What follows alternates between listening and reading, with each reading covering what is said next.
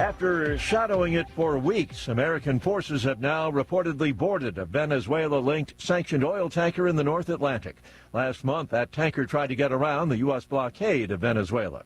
This likely would not have happened if Nicolas Maduro was still running Venezuela. A big shipment of Venezuelan crude will soon be on its way to the United States. President Trump says Venezuela will be providing 30 to 50 million barrels of oil to the U.S. and pledges proceeds from its sale will be used to benefit the people of both Venezuela and the U.S. Sources tell AP the White House is organizing a meeting with U.S. oil company executives for Friday. Correspondent Ben Thomas.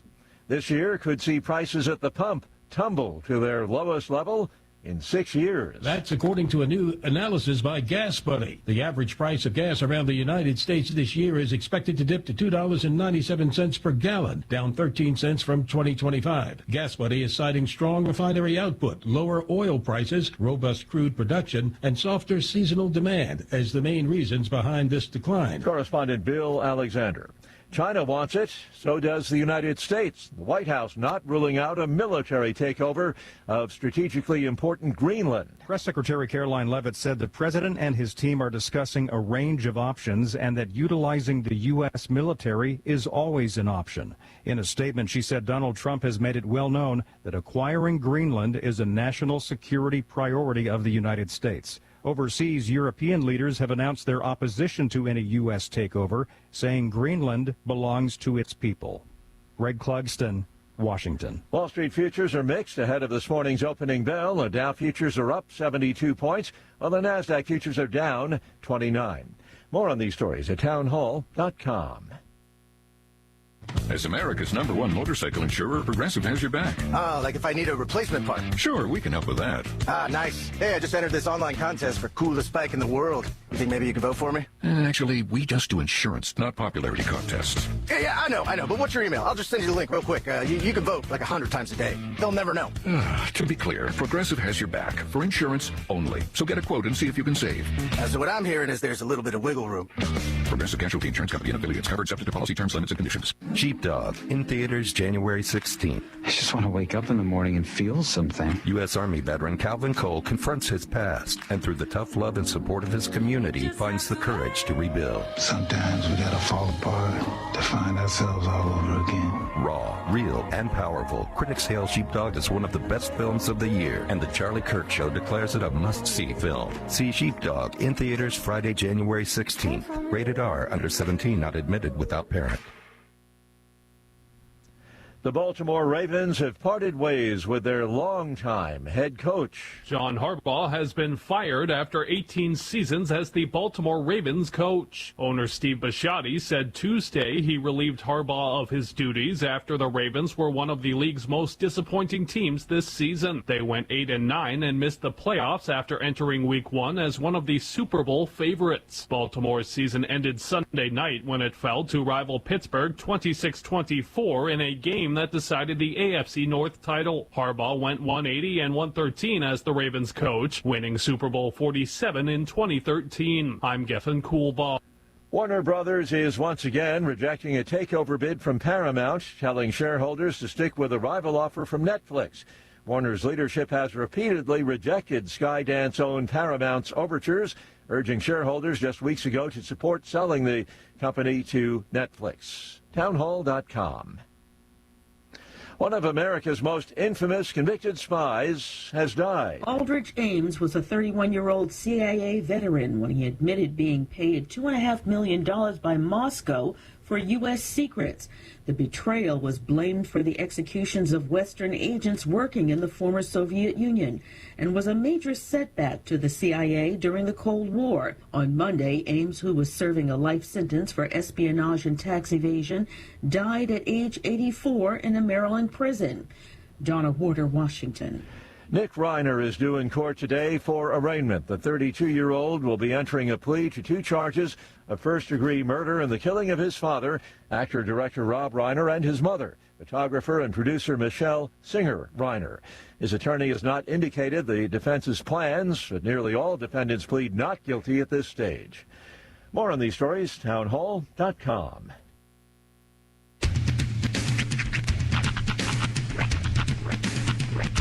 What in the wide, wide world of sports is going on here? I promise you, whatever scum did this, not one man on this force will rest for 1 minute until he's behind bars.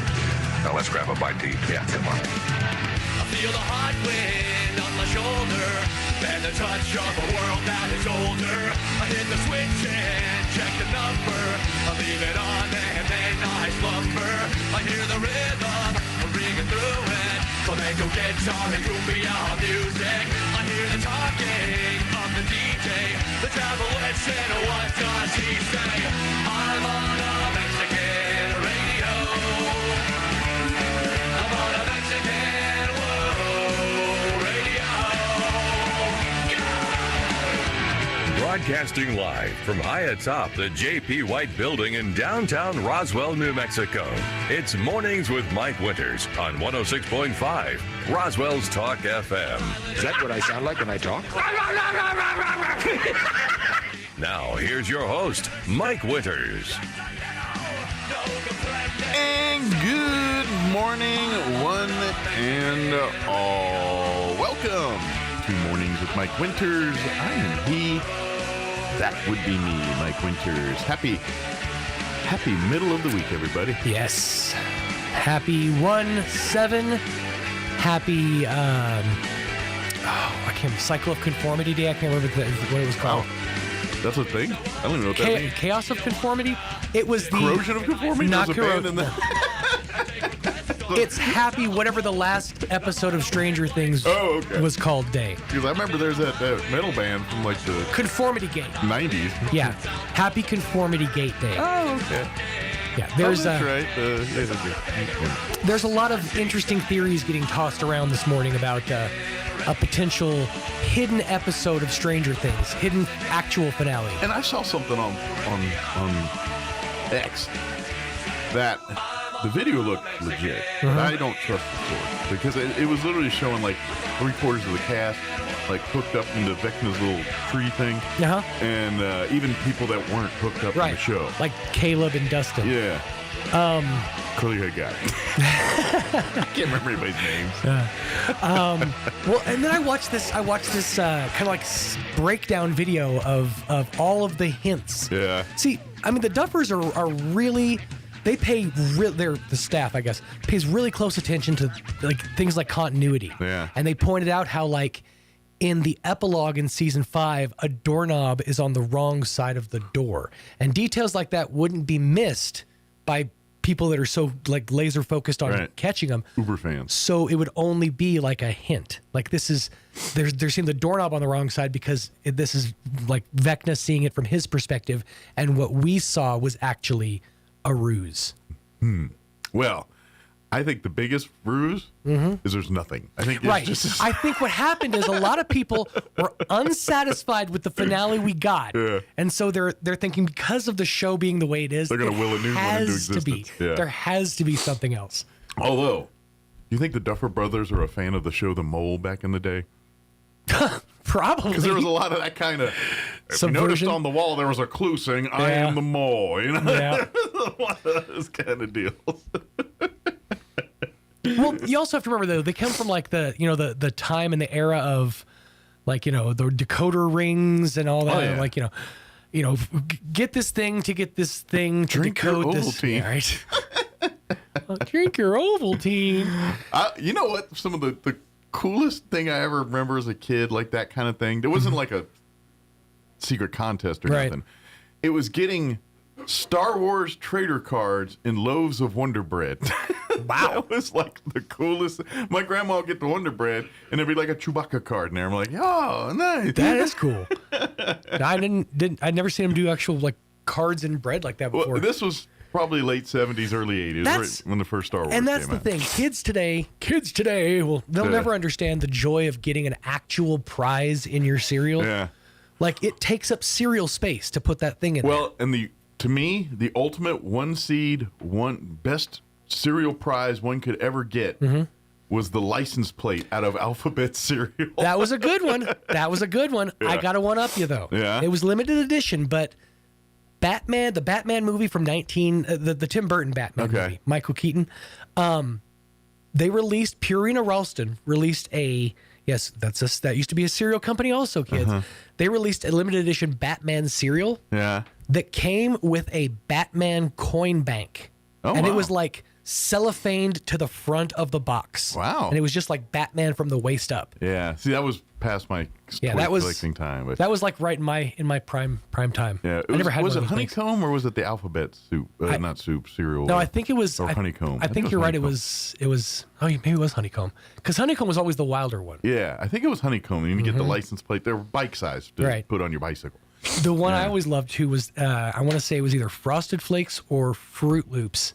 They had a color changing spoon. Ooh. That changed color in milk. And that's why we all have cancer. That's why we have diabetes, because we ate all the things that probably uranium tested. Do they still got that stuff today? Like when you go to the dentist and you don't brush your teeth and you take that pill and it turns your teeth all red or whatever, or spots you missed brushing? Oh, I don't know about that. They brush on the fluoride. I know that. Oh, yeah. I remember as a kid, they gave us these little, and I think they're red or purple packets. And then you're supposed to like take one after you, and then like wherever you missed brushing, it was supposed to be purple. And of course, mouth looked like you just ate a grape Jolly Rancher. Like you just had fun times with Grimace. Yeah. But I don't know if that is a thing. There was a whole generation of kids and young adults that were goaded into doing the right thing because they thought they were going to get caught doing the wrong thing. Case in point, I still to this day do not know if there is a chemical that you can put into pools that makes your pee change color. I don't know if it's a thing. I've seen it in movies. I've heard rumors on the school I'm the pretty school sure block. that is a big fallacy. That's all I always thought. I think that's the thing they scare us into thinking. But I'm gonna say this.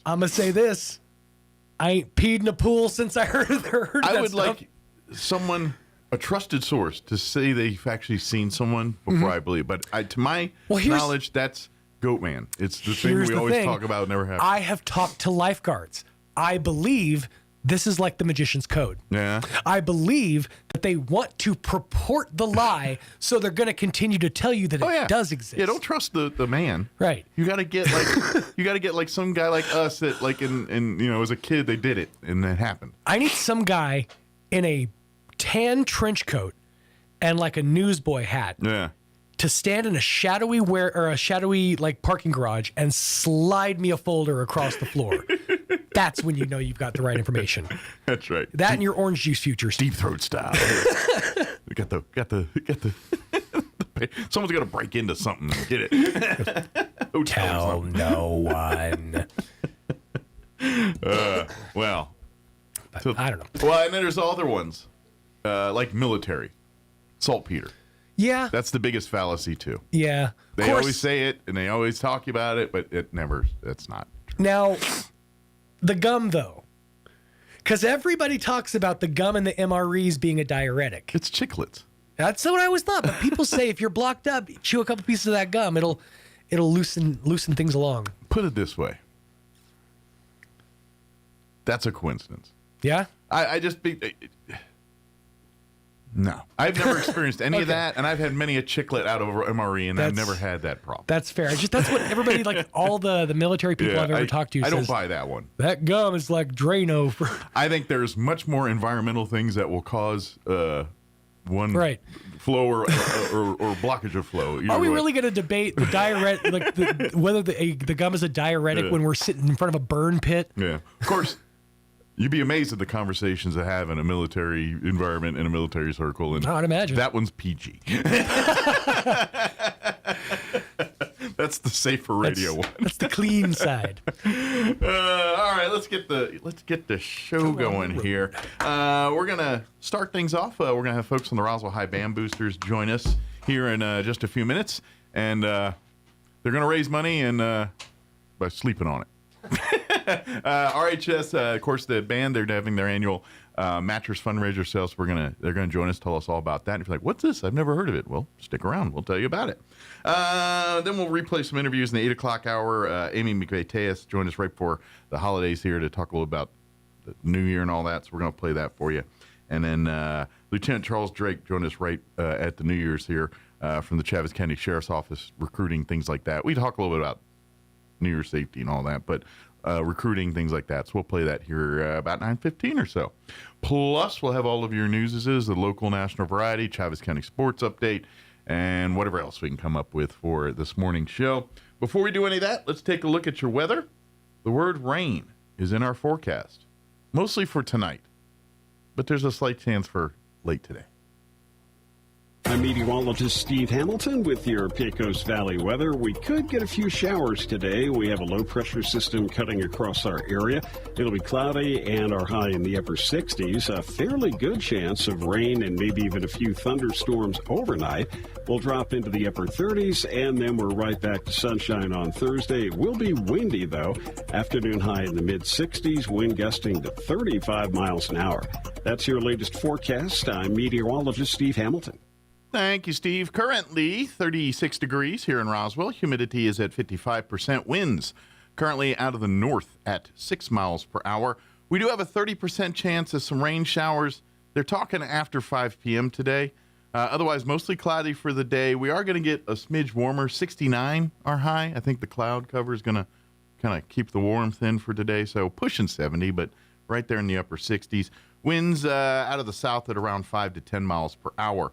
Tonight, our chance of rain bumps up to 60%. They're saying our sweet spot is mainly before 11, so after 5, but before 11. That's kind of our window for rain, it looks like. Cloudy during the early evening, but as the overnight progresses, those clouds will clear off here. Expect an overnight low of 41 with southwest winds at around 10 miles per hour. We do have a good chance of rain, but not a good chance of a lot of rain. They're saying they expect less than 1/10 of an inch of rain tonight. So good chance of rain, just don't expect, which I'm not complaining. We don't want that anyway. So just nice little drizzle. For Thursday, sunny skies, 64 for a high, breezy. Winds will be out of the west, 10 to 20 miles per hour. Tomorrow night, clear skies, overnight low of 36. Winds out of the southwest, 10 to 15. Friday, a little squirrely on the weather. There is a 20% chance of moisture on Friday. Rain and snow showers after 11. Mostly sunny for the day with a high near 50, so don't expect much snow showers, more of the rain kind if we get any. Winds will be breezy out of the west, 15 to 25 miles per hour. That's going to bring in chilly temperatures for the overnight Friday. Friday night, mostly clear, overnight low of 23. And for the weekend during the day as well. Sunny, highs near 50 on Saturday. Sunny and 52 on Sunday, overnight low of 19 Saturday night. So the weekend's going to get chilly, particularly the overnights. But and then we'll be in the 50s on Monday and pushing 60 about Tuesday of next week here. So start to enjoy the warmer 60, but get some moisture. But by the weekend, we'll be down in the 50s. So with chilly overnights. All right, it is 7:18. We're going to take about a 3-minute break here. And then we'll talk Roswell High Band and their big mattress sale. Don't go away. You're listening to Mornings with Mike Winters.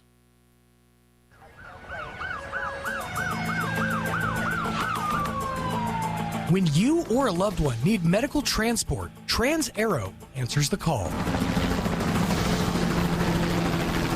Trans-Aero Medevac operates 3 rotorcraft bases and 1 fixed-wing base in southeastern New Mexico, allowing them to respond quickly to emergencies across diverse terrains.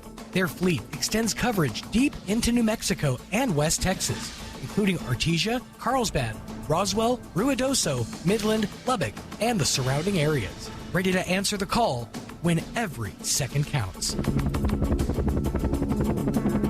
Trans-Aero Medevac, proudly serving southeastern New Mexico and West Texas. Flown for free, thanks to the partnership from the City of Artesia and Trans-Aero Medevac. Life support by air. Ready, set, hurry on down to Tate Branch Roswell, where we finish first. Experience the Tate Branch difference here at Tate Branch Roswell, where business is done the Tate Branch way with honesty and integrity to deliver an exceptional customer experience. We have a huge selection of pre-owned cars, trucks, and SUVs that are priced to move and are backed with a lifetime powertrain warranty. It's all backed by friendly hometown customer service that puts you first every time. So don't wait. Head on down to Tate Branch Roswell right here at 2000 West 2nd Street and drive home happy today. Tate Branch Roswell. Come experience the world-class experience you have been waiting for. Artesia General Hospital presents expert tips for a healthier cold weather season. As temperatures drop, your risk for seasonal illness rises, but small daily habits can protect you. First, strengthen your immunity. Get your annual flu vaccination and keep hands clean. Second, maintain balanced nutrition. Enjoy holiday meals, but focus on vegetables, lean proteins, and mindful portions. Third, protect your skin. Heated indoor air pulls moisture away from your body. Apply moisturizer twice a day and stay well hydrated. Healthy routines don't need to be complicated, just consistent. These healthy living reminders are brought to you by Artesia General Hospital, ready to take care of you and your family. Looking to start, continue, or complete your higher education journey? Join the more than 6,000 fellow Greyhounds on their journey to student success. Eastern New Mexico University offers the most affordable higher education degree in the Southwest, and New Mexico residents can go to school tuition-free with the New Mexico Opportunity Scholarship. With online or in-person degrees, ENMU is the right choice for you. For more information, visit enmu.edu. ENMU, student success. That's what we're about. Innovation, service, integrity, and knowledge. J.S. Ward & Son Insurance Agency. Auto and home, life and health, personal and commercial. Bonds too, since 1925, we have the coverage for you. Innovation, service, integrity, and knowledge. J.S. Ward & Son Insurance Agency. If you suffer from pogonophobia, you would not want to attend a party with the following people: Kenny Rogers, Santa Claus, Willie Nelson, the cast of Duck Dynasty, and 2/3 of ZZ Top. Here's Mike Winters.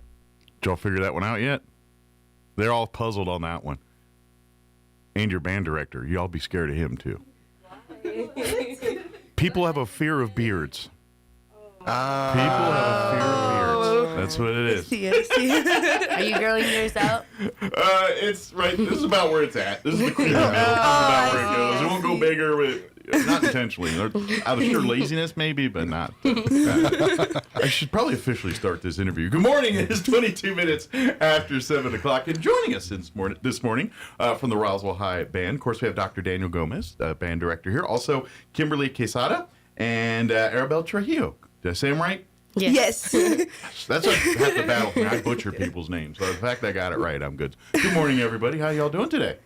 Great. Good? Well, yes, now really we're officially good. talking. Yes. See, sometimes I don't do a radio show like I'm supposed to do a radio show. People listen, and then they're like, wait, this guy just turned on a mic and started talking. I don't know. I have to set it up and introduce people. So, but, of course, you ladies are, of course, members of the Roswell High Band here. How long, what grade are you guys in?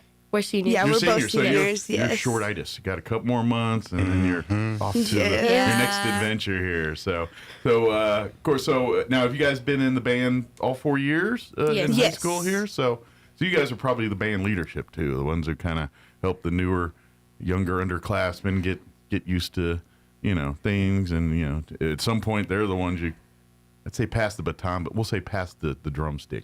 To the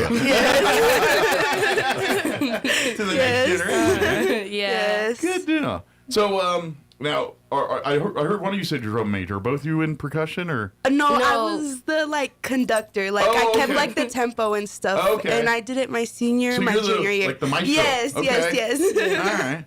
Does the stick waving mean something? I always see that, but I'm like, are they knowing what they're doing by doing this? Or that's just for fun? That's like a question many people have. No, it does. It helps it. I didn't use them personally, but when Gomez does, it helps read the time better, I guess. Okay. I figured there was something by it, but I, for the life of me, can't figure it out. I'm like, and of course, I enjoy music. I am best left to enjoy it and not participate in it. I'm just not good at that. Oil and water when it comes to just notes, and that's not my forte. Unfortunately, I would love to. If my dream is to play guitar or something like that, but Guitar's kind of easy though. Yeah, for you guys. It's easy. No, you can do anything you put your mind to. Yeah. Come on. That one just doesn't. This old dog can't learn that new trick. I'm sorry. Oh my god. But so what's your role in the band? I'm the trumpet section leader and high brass section leader. So you do a lot of that stuff. Yeah. Somewhat, yeah. It's supposed to be a buzz. It came out different. But that's No. She sings too. She sang at the beginning of our show this year too. Oh, nice. Yes. She did, yeah. Good deal. So choir didn't steal you? No, not this one. No, she's ours. Okay. Yeah. The band got me before the choir did. Gotcha. Well, I would. Never mind. I was going to, because then I'm going to make singers mad, because I'm thinking, if there's more singers out than there are trumpet players. That's all I'm saying. I'm just going to take a stab that if you by mass, there's probably more singers than trumpet players out there. Mm-hmm. So you're more in demand, is it? Yeah.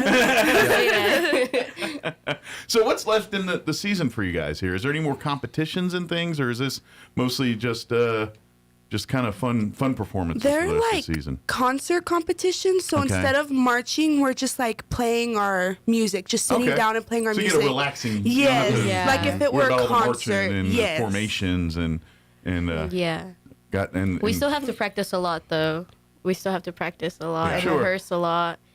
I feel like concert season is more like laid back and more boring because marching season we're out on the field, we're having fun with our friends, but in the concert we're like sitting and waiting for someone to finish. Hurry up and wait. Yes. Or at least you're drilling out on the pad or whatever, doing your thing. And, you can kind of there's goof off time there a little bit too, where you can make your jokes and have camaraderie and all that. But when you're in the stodgy concert hall, it's like I gotta behave myself in here. No, it's a good balance. It's a good balance. Completely understand that. So what's since you're both seniors, have you?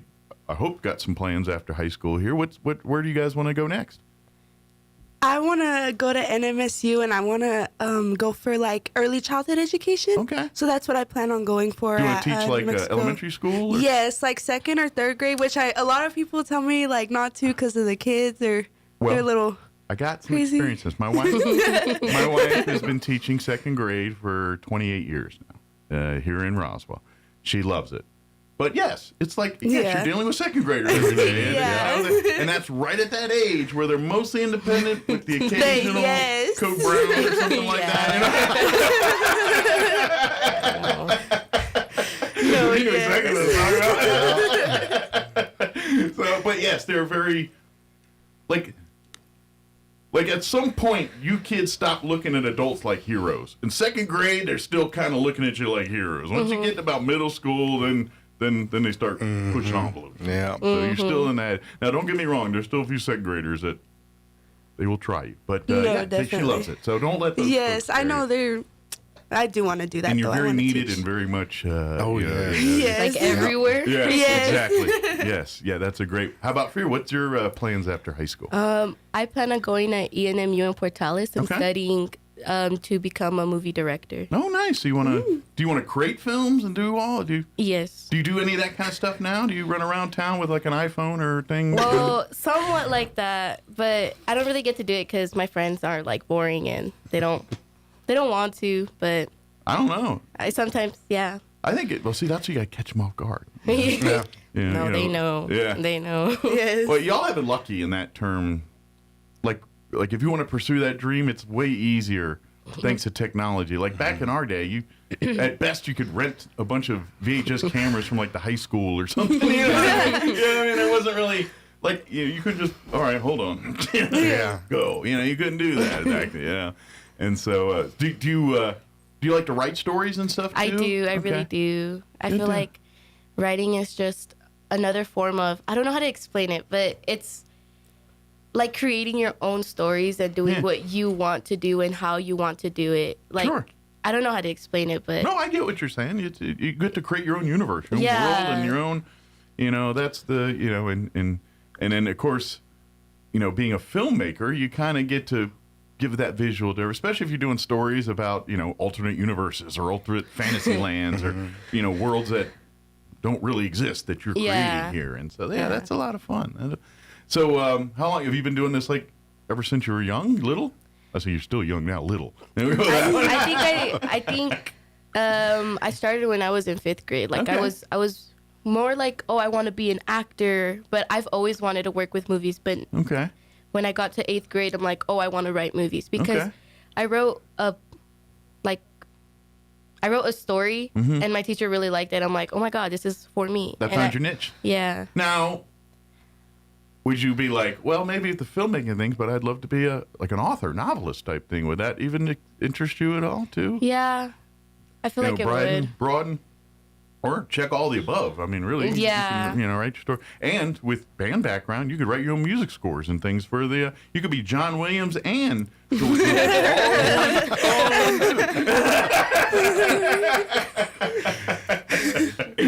She's like, who's that guy? He's the guy that wrote the music for Star Wars. Like, all you hear, the dun, dun, dun. He's the guy who did all that. Okay. When it comes to, like, movie music, he's probably, like, the most famous guy out there. He's the one seed. So. Sorry, I didn't know who that was. That's okay.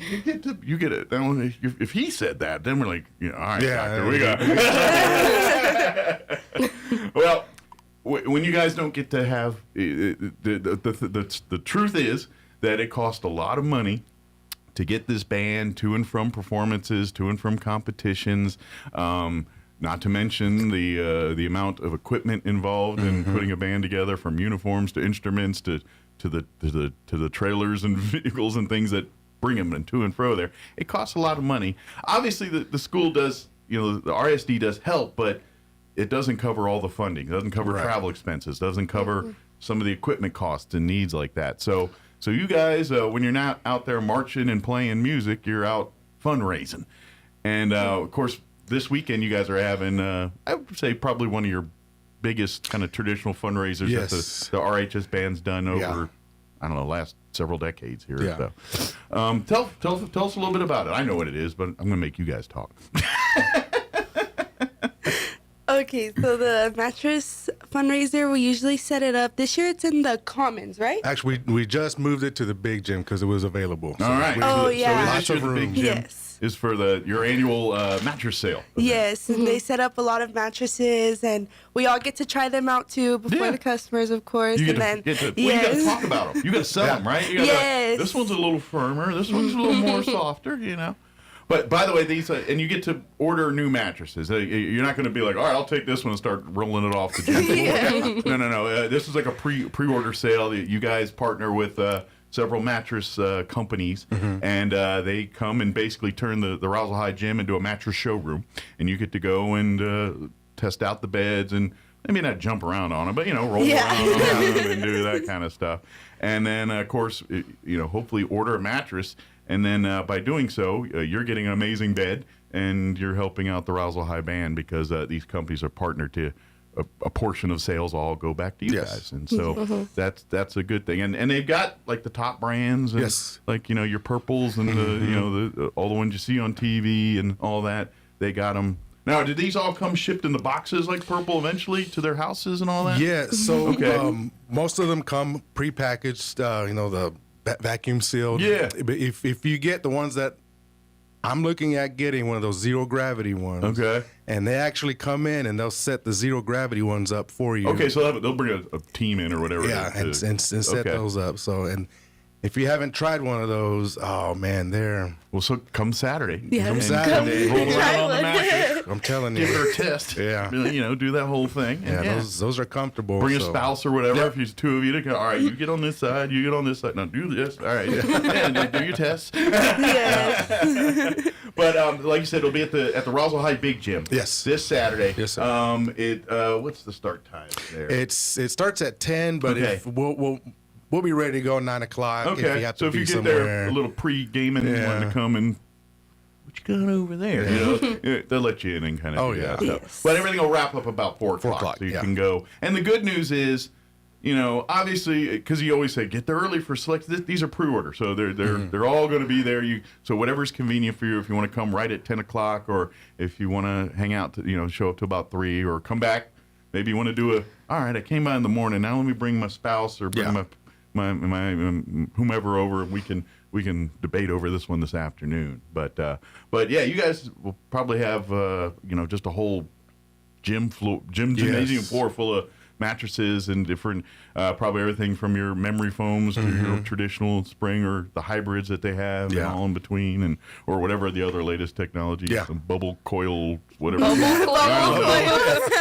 Boba tea bed. Boba tea bed. Wait, that's AI. That's AI. Wait. No. What else are the AI beds? They have like ice beds, snow beds. Oh, oh my god, AI is horrible. See, all we had was a race car bed as a kid, but that was real. Yes. So, you know, now that you guys are seniors and planning on, I mean, you're going to be hitting your folks up this week, like, tell you guys, this would be a good college dorm mattress right here. Yeah. And they ship anywhere nationwide. Okay. So if someone wants to buy it, you want to ship it to college dorm, they'll ship it there, and wherever you're going to go, wherever you're going to go. That's right. And all sizes. So if you need anything from your twin on up to king and whatever other sizes, they have like king pluses and queen pluses. California King. Yeah. You can. Oh yeah, they come. The only problem is time. It's really nice until you got to buy sheets for this bad boy. Oh, yeah. Now you got to go to specialty shops to find that. Well, they also sell memory foam pillows and sheets as well. Okay. So you can get a whole. So you can stock up. Yeah, I'll bed tell frame my wife and she'll buy everything. like 5, but that's my wife's crux. You know, like some folks like I got to get my purses, I got to get my shoes, or I got to get my tools. Her is bedding. She likes to collect bedding, seat sets, and you know. Let her know we have a mattress fundraiser coming up. I don't have a room in my house. I'm about to get kicked out because a comforter is taking over. Oh my gosh, that's funny. But definitely, I would say if you're on social media, go to the Roswell High Band Facebook page. There's a flyer there. They got a QR code you can scan and read more about all that stuff and get. Otherwise, just come on down to the Roswell High Gym on Saturday, starting at 10 a.m. and walk around and kick the tires on these mattresses. I know. Yes. Do you guys are they already here? Like, are they going to be have you guys seen any of the mattresses and stuff yet, or is that all going to be showing up? Yeah, that'll all show up that morning. Okay, I didn't know if there was hey, janitor's closet's full of mattresses back here. I don't know if they were already here or something like that. Now have you guys were you guys participating in like some of the other ones over the last years when you're? Yeah, we usually advertise it like on Main Street, like the corner of Hobbs and Main, and then Hobbs and I don't remember Lee. Okay. Yeah, Union and Lee. And we stand outside with mattresses on. Some of us have mattresses on, and we have like signs and stuff, and we're advertising it for like a few hours, and then we alternate. At least if you fall on the mattress thing, it's got a soft landing. No, it's just like the. She's like, I know, I fell like 30 times. It's literally a costume. Like if you were to dress as a mattress. There's no. It's like a costume. Yeah. You're just basically in a box. Yeah. Okay. And you look silly. I look like 10 times shorter in that thing. I'm like, don't take this thing off of me. It was so bad. I feel like you're a senior now. I feel like you could pass that baton to somebody else. No, right? we have to switch the. We have to switch it. Okay. I figure like I'm a senior now. Let's have an underclassman in this mattress costume. It's definitely though. It's like the funnest fundraiser to do. Like I don't know why, to stand out there. It's so much fun and like advertise it. Well, and this is kind of you get to and as uncomfortably weird as the mattress costume. You're playing another character, so you get to be somebody else for a minute. So, it's a lot. Do you do like sign spin? See, that'll be the impressive move. You get in that mattress thing and then do like the sign spinning like those guys do on the corner. We've tried, but we've tried. Those cardboards are like beat up already. That's where we get to get the baton twirlers. They could probably help out here with the sign I think spinning, we right? do that sometimes. But no, I think that was for the car wash that we did. Oh, yeah. Oh, the sign. Yeah. Well, they're not exclusive to car washing. You can spin in mattress sales too. Maybe they'll spin the mattress. Like, man, you just made this a really bad. But I would encourage folks, especially if you need new mattresses, new bedding, and it just so happens, come and actually get discounts because they're offering like 30 to 50% off retail pricing. So you can find some real great deals on mattresses here, kind of buying direct from the distributor, so to speak. You know, except for this time the Roswell High is kind of the middleman that you get to support here. So every mattress you purchase here on Saturday, a portion of that goes right back to paying for costumes and gas money and equipment and lodging and all the things that the Roswell High Band needs to. And I know this particular event is strictly a Roswell High Band thing, but I know there's a lot of times in the past too where you guys have partnered with the Goddard Band and do because I know in competitions it's game on, but outside of that, you know. You probably went to middle school with some of those students, or so there's a lot of friends and things there. So I know, but this year this is all Big Red today, or this weekend here. Yep. So come and check out the great selection of matches. If if you need one, even if you're kind of like on the fence now, it's like, hey, well, the timing's right. Come on down. Even if you think you got another year in that mattress, let's go ahead and get it taken care of, and let's help out the Roswell High Band same time, and then you look like a superhero because you got it here. And they offer financing as well, so if you need to do that, that is an option. Absolutely, yeah, they can do all that right. It won't be the Roswell High Band students. They actually have lending experts to sit down and be like, hold on, let me take this mattress.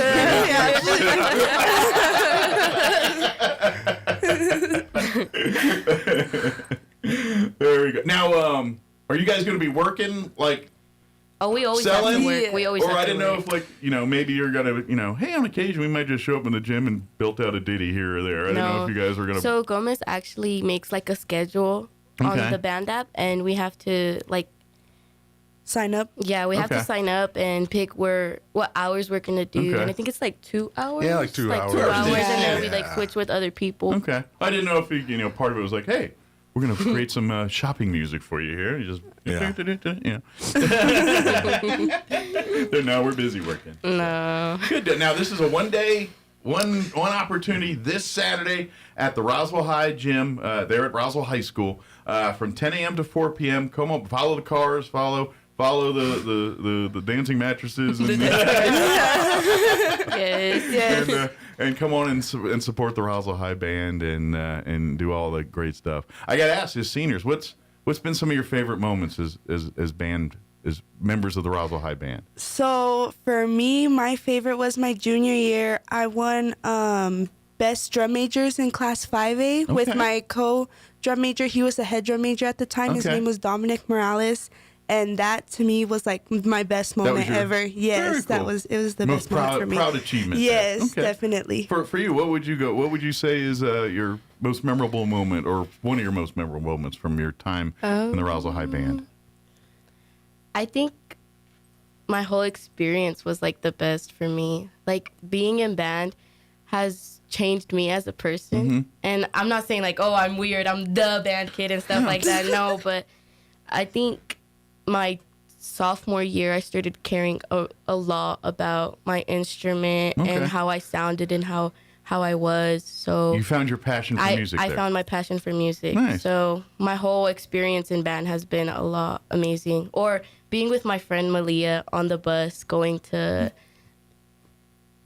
somewhere in Albuquerque. She couldn't do her hair right, and it was so funny because she was just struggling so bad, and she started tearing up. Oh, I was sitting behind you. I was so sitting behind because she asked her about, can you do my part for me, please? Yes, please and do I it did, for of me. course. Yes, so that it was was a team funny. effort to get it right. Okay. I feel like everyone in band is just like so.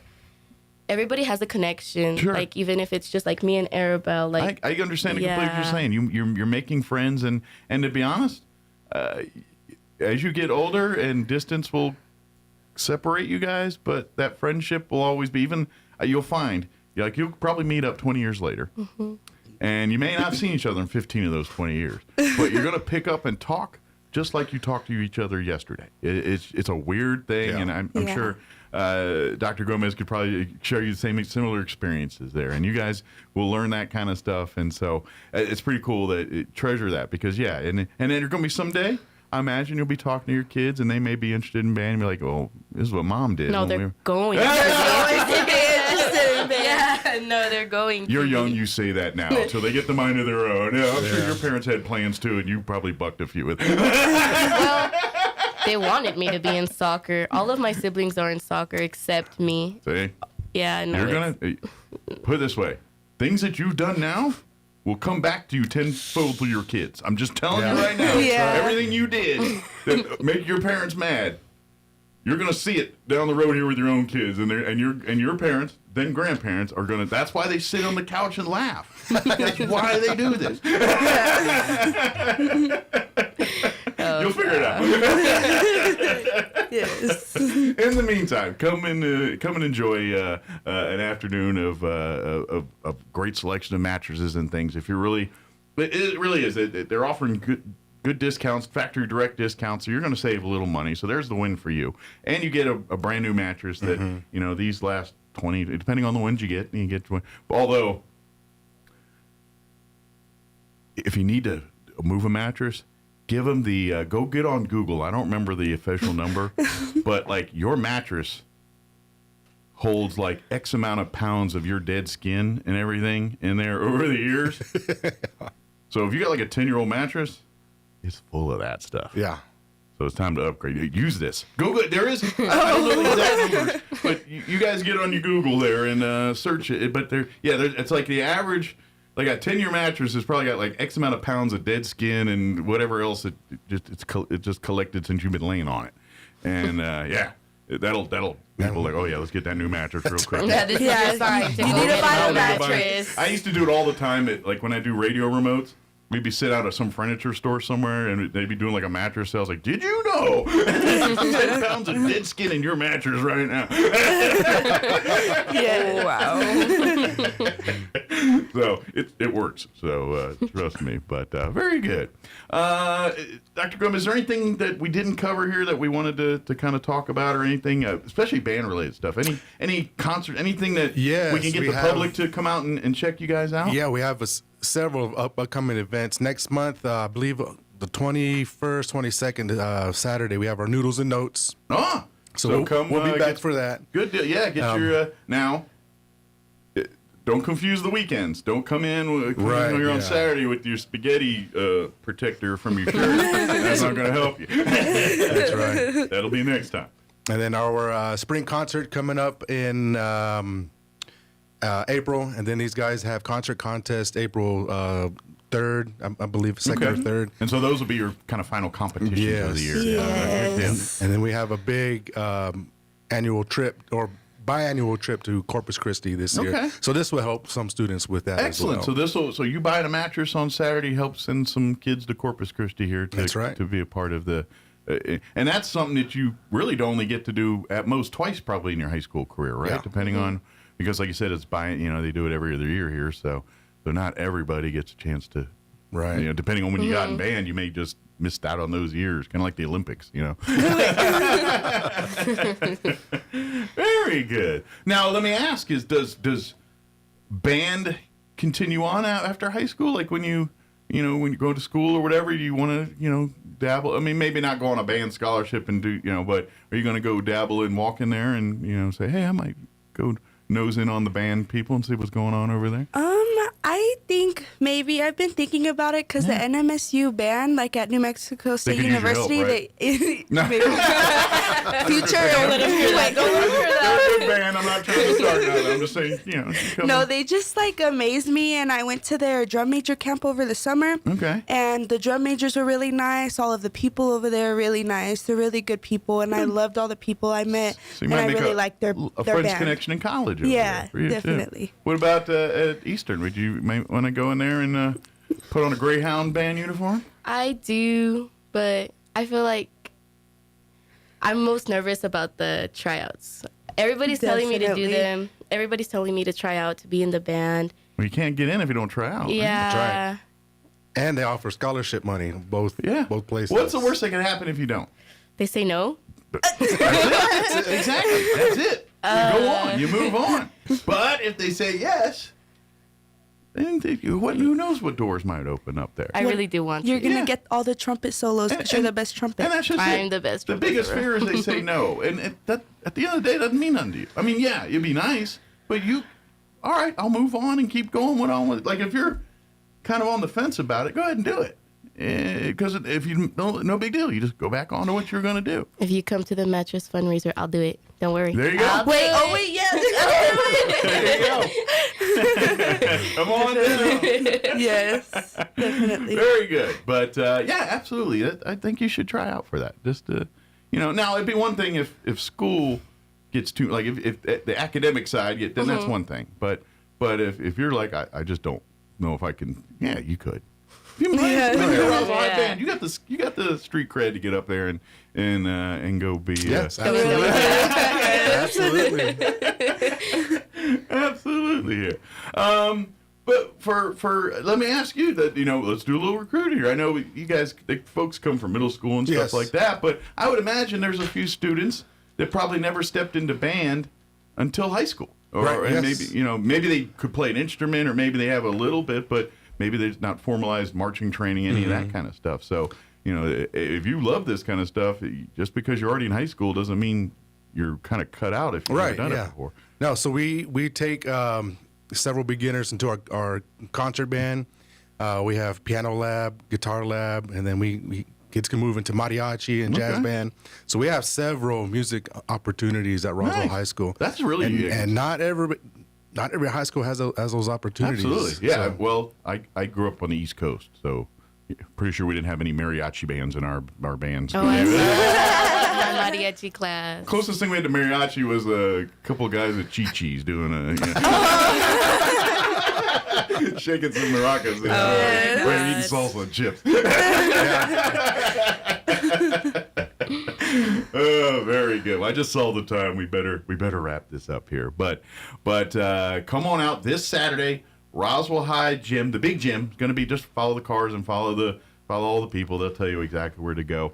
From 10 a.m. until 4 p.m. this Saturday. Like you said, if you get there a little before 10, no worries. Come on, if you get there 9:30 or so, they're gonna. It's not like doorbuster deals where we gotta let you in through. You come at 10, you come at 4, you're gonna get the exact same experience there. You're not gonna walk out of there with a mattress to load up in your vehicle by that day. It's all pre-ordered stuff.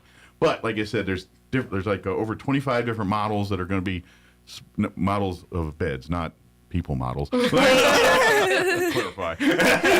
All over the gym floor, the mattress showroom, and you can come and jump on them, play on them, roll around on them, and then like you said, pre-order. There's financing options available and all that kind of stuff, and then and like you said, you'll find discounts, retailer discounts, manufacturer discounts up to 30 to 50% right there. So it's kind of like buying direct from the source a little bit here, except the one caveat here is when you make your purchase, a portion of your sale goes right back to the Roswell High Band here. So that's right. This is just to perspective.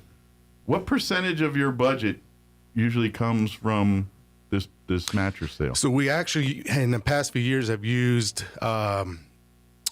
the earnings from this fundraiser to pay for marching music, which that keeps going rights up. For all that can get very expensive. And rights, because we do have to return that music at the end of every season, because it's just rights. And then we have some of it goes towards our drill as well. Gotcha. And that has to go back every year. So everything keeps going up. Put it this way: without this sale, probably isn't a marching band. There wouldn't be the funding there to do what we need to do here. So come on out, buy a whole house full. If your whole house is full of that, how many bedrooms you got? That's how many beds we can buy, and make it happen. And like you said, come out here, support the Roswell High Band, and come and save a little money for yourself too. That's the other thing. It's a win-win for everybody. You need a mattress. You don't want to spend, and I get it. Mattresses can get very expensive. You're like, wait a minute, that's what. We're just laying on it, right? This thing ain't driving me to Utah or nothing, is it? And it can get pricey, but this is a great way. You can save some money, get some discounts, get a great, and again, the top name brands. And if you've always seen the commercials on TV, and it's like, does that purple one really? Come on out and roll it and test it out. You see it, touch it, feel it for yourself here. So good deal. Any shout outs? Anybody want to say hi to family? Anything like that, friends? Hi, Allie. Hi, Jada. You have to say somebody now. Okay. Hi, Malia. Hi, Ruby. Dr. Gomez, any shout-outs? My family, band boosters, everybody's great. Yes. Don't forget your parents. They're going to get your parents, Mom, too. Dad. Yeah. Mom, Dad. Yeah, they're the ones that, they're going to appreciate it. They're going to say, oh, they said hi to me. So, good deal. Well, thank you, ladies. Appreciate it. And good luck on your life after high school here, and maybe we'll see you back here a little bit as we're that time we're talking instead of beds, we'll be talking about spaghetti and all that. Yeah. Stuff. How good are you at cooking spaghetti? I'm amazing. All Great. right. I love spaghetti. Very good. Well, thank you all. Appreciate it. And, Thank you. I guess it's time to go to school. Yes, it is. It is. And unfortunately, the coach is here. The band director's here with you. So so we gotta go. You can't, otherwise, I'd be like, I can't go to you longer. McDonald's. I can't. He's gonna out you. Very good. I never miss school anyway, so it's not like it matters. I'm gonna be here anyway. Thank you guys. Appreciate it. Thank you. Thank you. All right, it is 7:55. Let's pause for news and sports coming up as well. Don't go away. You're listening to Mornings with Mike Winters. With SRN News, I'm Rich Thomason in Washington. After pursuing it for weeks, American forces have reportedly boarded a Venezuela-linked sanctioned oil tanker in the North Atlantic. Last month, the vessel tried to evade the U.S. blockade around Venezuela. Instead of going to China or Cuba, somewhere between 30 million and 50 million barrels of Venezuelan oil will be coming to the U.S. That word from President Trump, who says the proceeds of oil sales will benefit citizens of the U.S. and Venezuela. The president is not giving up on the U.S. somehow getting Greenland, and that's producing much angst among European allies who insist could doom the NATO alliance. The Department of Homeland Security says it's launching in Minnesota what it calls the largest immigration enforcement operation that was ever carried out by the agency. A mixed open on Wall Street this morning. More details at srnnews.com. I'm meteorologist Steve Hamilton with your Pecos Valley weather. We could get a few showers today. We have a low pressure system cutting across our area. It'll be cloudy and our high in the upper 60s. A fairly good chance of rain and maybe even a few thunderstorms overnight. We'll drop into the upper 30s and then we're right back to sunshine on Thursday. It will be windy though. Afternoon high in the mid 60s, wind gusting to 35 miles an hour. That's your latest forecast. I'm meteorologist Steve Hamilton. It's time for the Chaffetz County Sports Report. It was a split last night between Goddard and Roswell. Girls-boys basketball doubleheader played on Goddard's home court, and Goddard won the opener. That was the girls' game, 43-37. Goddard's now 7-7 on the season. They'll host Tucumcari Thursday night at 6:30. Roswell 8-5. They'll play at Mayfield in Las Cruces Thursday at 6:30. Meanwhile, in the boys' game, the nightcap, Roswell wins that 56-45.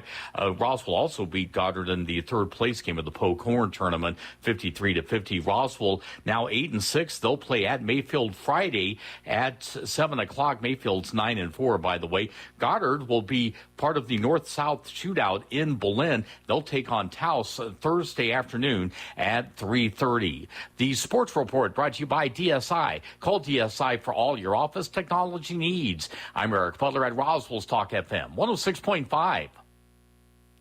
With the Wall Street Business Report, I'm Bill Alexander. Gas prices in the United States this year could be the lowest since 2020. That's according to a new analysis by Gas Buddy. Gas Buddy is citing strong refinery output, lower oil prices, robust crude production, and softer seasonal demand as the main reasons behind this decline. Amazon must face a proposed class action lawsuit accusing the company of price gouging on food, medicine, and other essentials during the COVID-19 pandemic. A federal judge in Seattle turned down Amazon's move to dismiss the case. Switzerland has frozen assets in the country owned by U.S. detained Venezuelan President Nicolas Maduro and others associated with him to ensure if they were stolen from the Venezuelan people, they can be rightly returned. American Airlines will launch free in-flight Wi-Fi in partnership with AT&T for customers enrolled in the carrier's loyalty program. For the Wall Street Business Report, I'm Bill Alexander in Washington.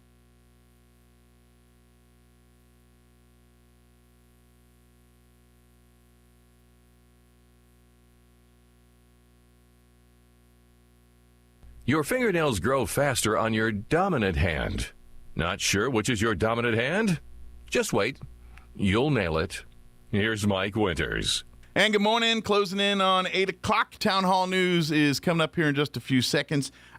Stay tuned on the other side of news. We'll be back, and we're going to play our interview we had back right before Christmas. Amy McVeigh-Tejas from the Historical Society joined us, talking a little Christmas message, but also talking about the New Year and all that. So we're going to play that for you here in the next hour. It's that quiet time of the year where I get some guests, and then things kind of fall off. It'll pick up, I promise. It's the beginning of the year. Everything just seems to take a slow step in and all that. So, yeah, but we'll get more for you. All right, it is closing in on 8 o'clock. We'll be back. You're listening to 106.5 Roswell's Talk FM, KEND, or Roswell, New Mexico. Breaking news this hour from Town Hall. I'm Rich Thomason. A sanctioned oil tanker with ties to Venezuela and allegedly to Hezbollah has been boarded by U.S. forces in the North Atlantic. They have been tracking that vessel for weeks after it tried to evade a U.S. blockade of Venezuela. Instead of heading to China or Cuba, somewhere between 30 million and 50 million barrels of Venezuelan oil will be coming to the U.S., according to President Trump. In the aftermath of the toppling of Venezuelan leader Nicolas Maduro, the president says oil from that country will be taken by storage ships and brought directly to U.S. unloading docks. He writes on social media that the oil will be sold at its market price and that he will control the money, quote, to ensure it is used to benefit the people of Venezuela and the United States. Greg Clugston, Washington. President Trump is not giving up on the U.S. somehow getting Greenland. The UK, Canada, and Europe's leaders have rallied behind Denmark's prime minister in reaffirming Greenland's sovereignty. That followed President Trump's comments Sunday. We need Greenland from the standpoint of national security, and Denmark is not going to be able to do it, I can tell you. White House Press Secretary Caroline Leavitt said Tuesday the president and his team are discussing a range of options, and utilizing the U.S. military is always an option at the commander-in-chief's disposal. Correspondent Ben Thomas. The Department of Homeland Security says it's launched in Minnesota what it calls the largest immigration enforcement operation ever carried out by the agency. About 2,000 federal agents and officers are expected to be deployed in the Minneapolis area. On Wall Street this morning, stocks are mixed. The Dow is trading about 82 points lower, while the NASDAQ Composite Index is up 59 points, and the S&P is 8 points higher. More on these stories at townhall.com.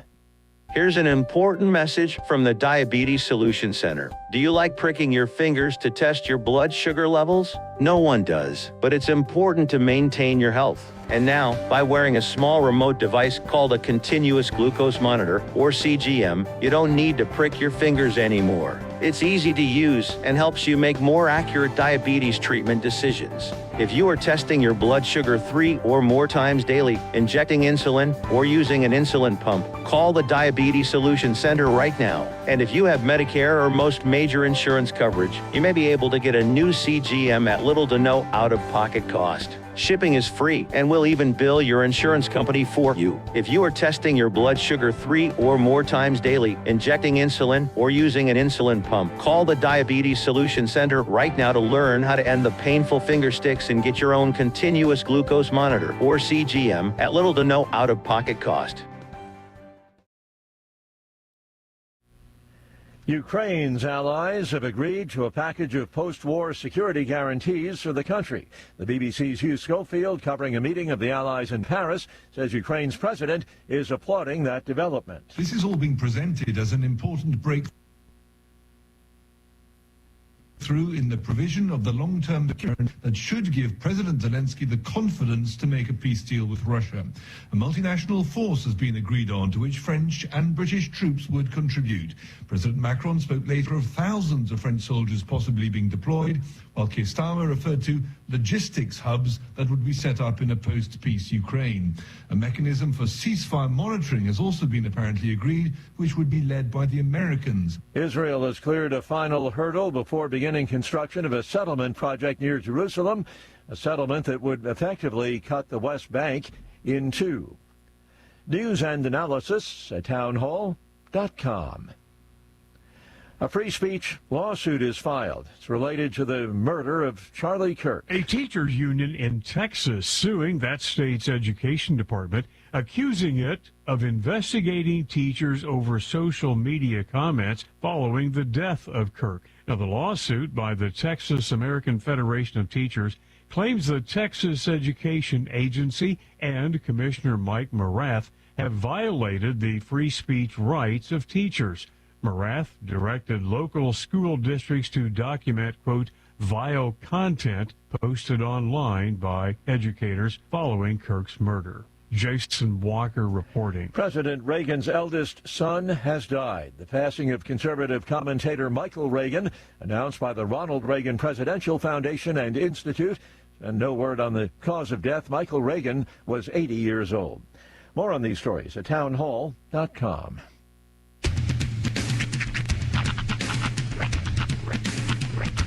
What in the wide, wide world of sports is going on here?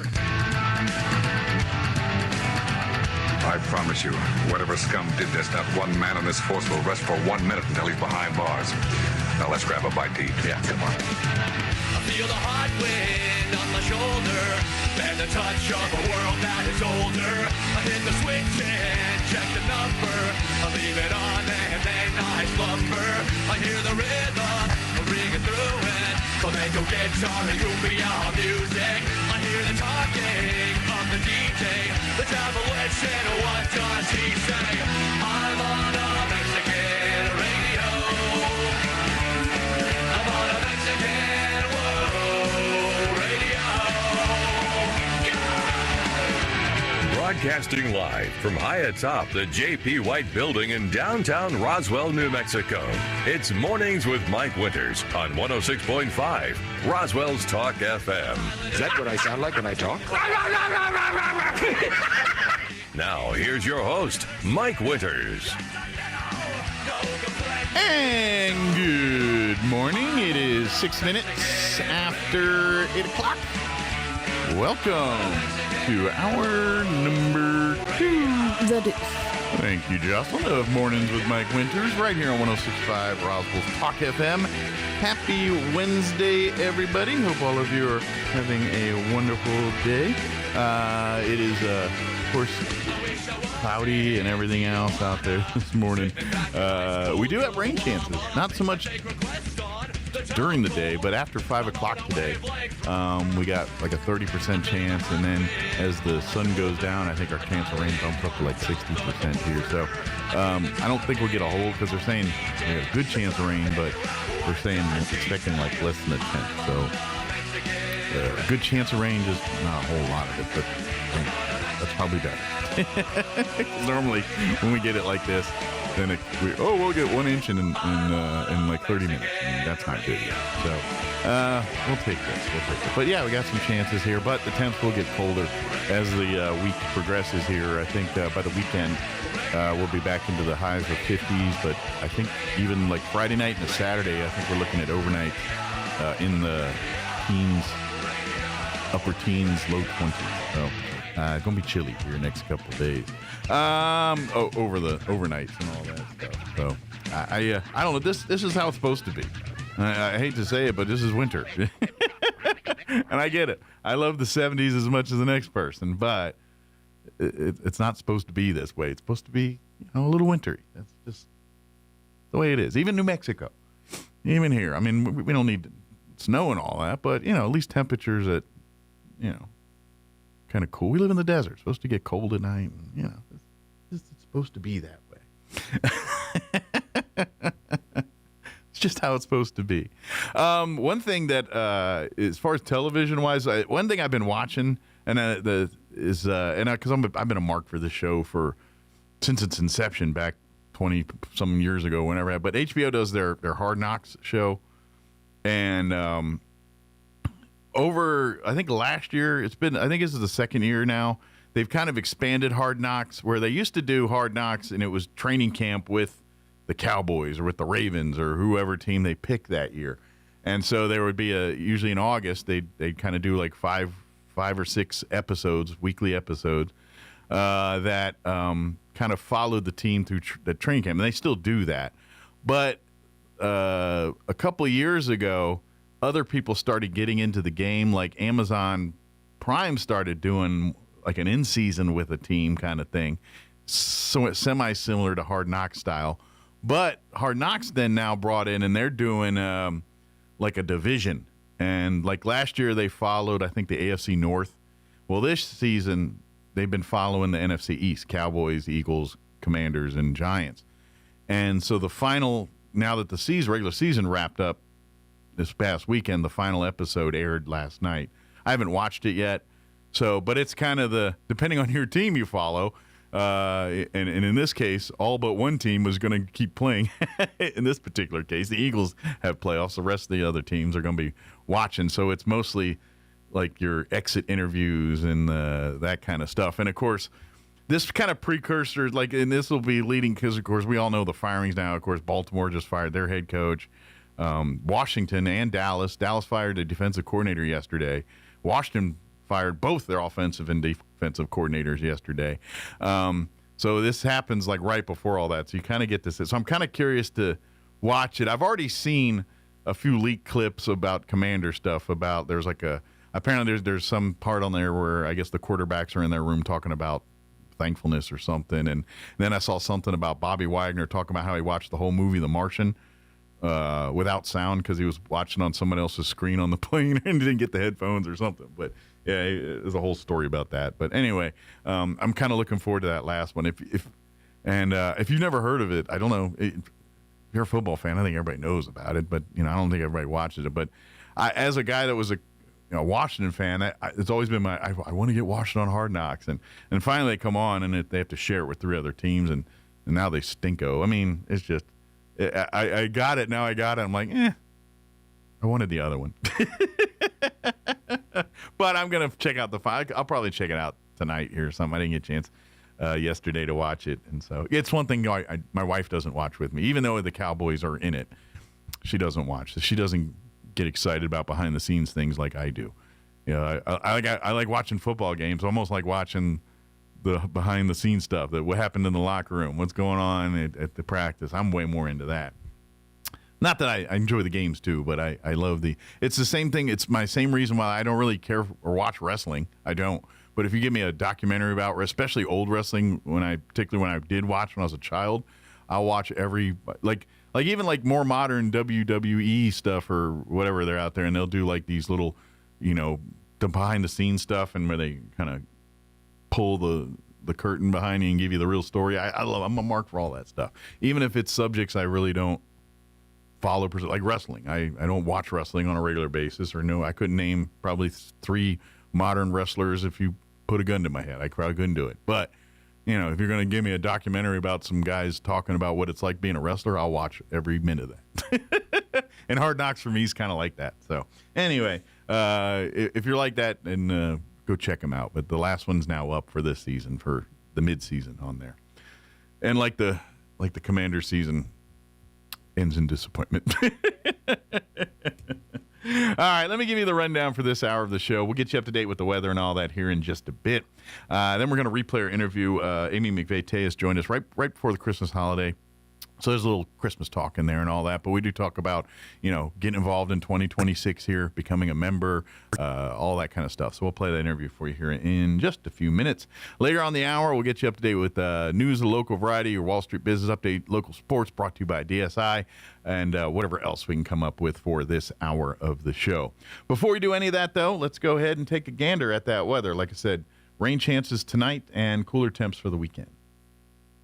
I'm meteorologist Steve Hamilton with your Pecos Valley weather. We could get a few showers today. We have a low-pressure system cutting across our area. It'll be cloudy and our high in the upper 60s. A fairly good chance of rain and maybe even a few thunderstorms overnight. We'll drop into the upper 30s, and then we're right back to sunshine on Thursday. It will be windy, though. Afternoon high in the mid-60s, wind gusting to 35 miles an hour.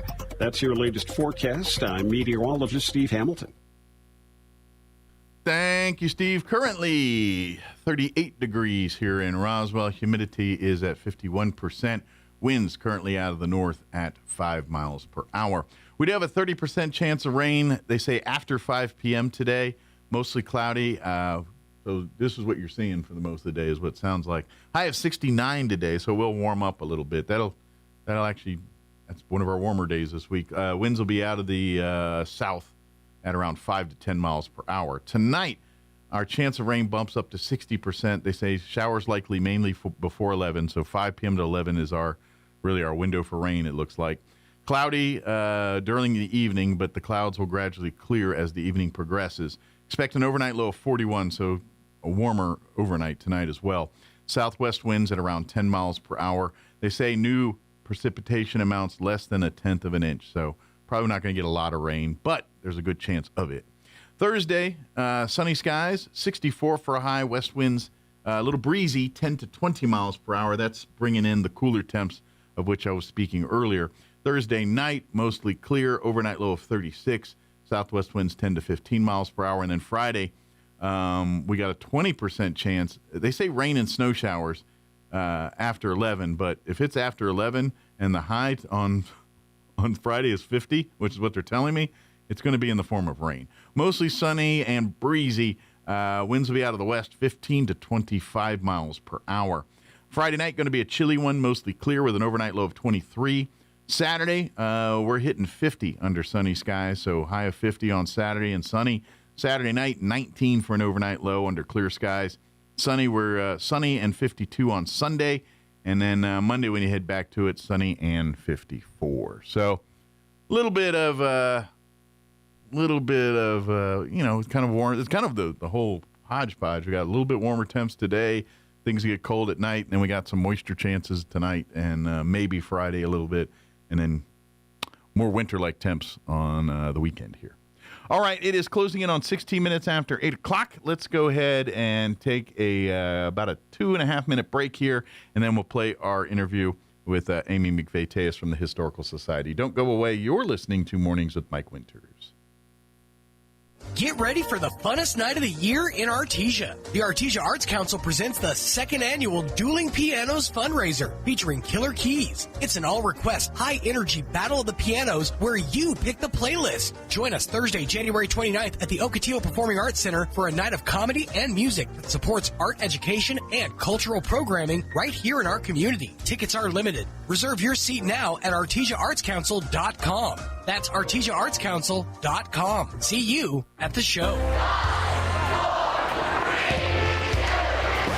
Wait, stop the countdown.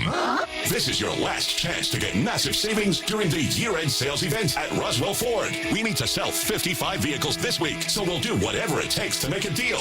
Plus, Roswell Ford needs your trade today, so we are willing to overpay, even if you owe thousands more than it's worth, regardless of make, miles, or condition. So you can upgrade to a new Ford with 0% financing for 60 months, 0 down payment, and 0 payments till March 2026. Worried about your credit? Don't sweat it. Roswell Ford has partnered with more aggressive lenders who will push to approve your credit even if it's less than perfect.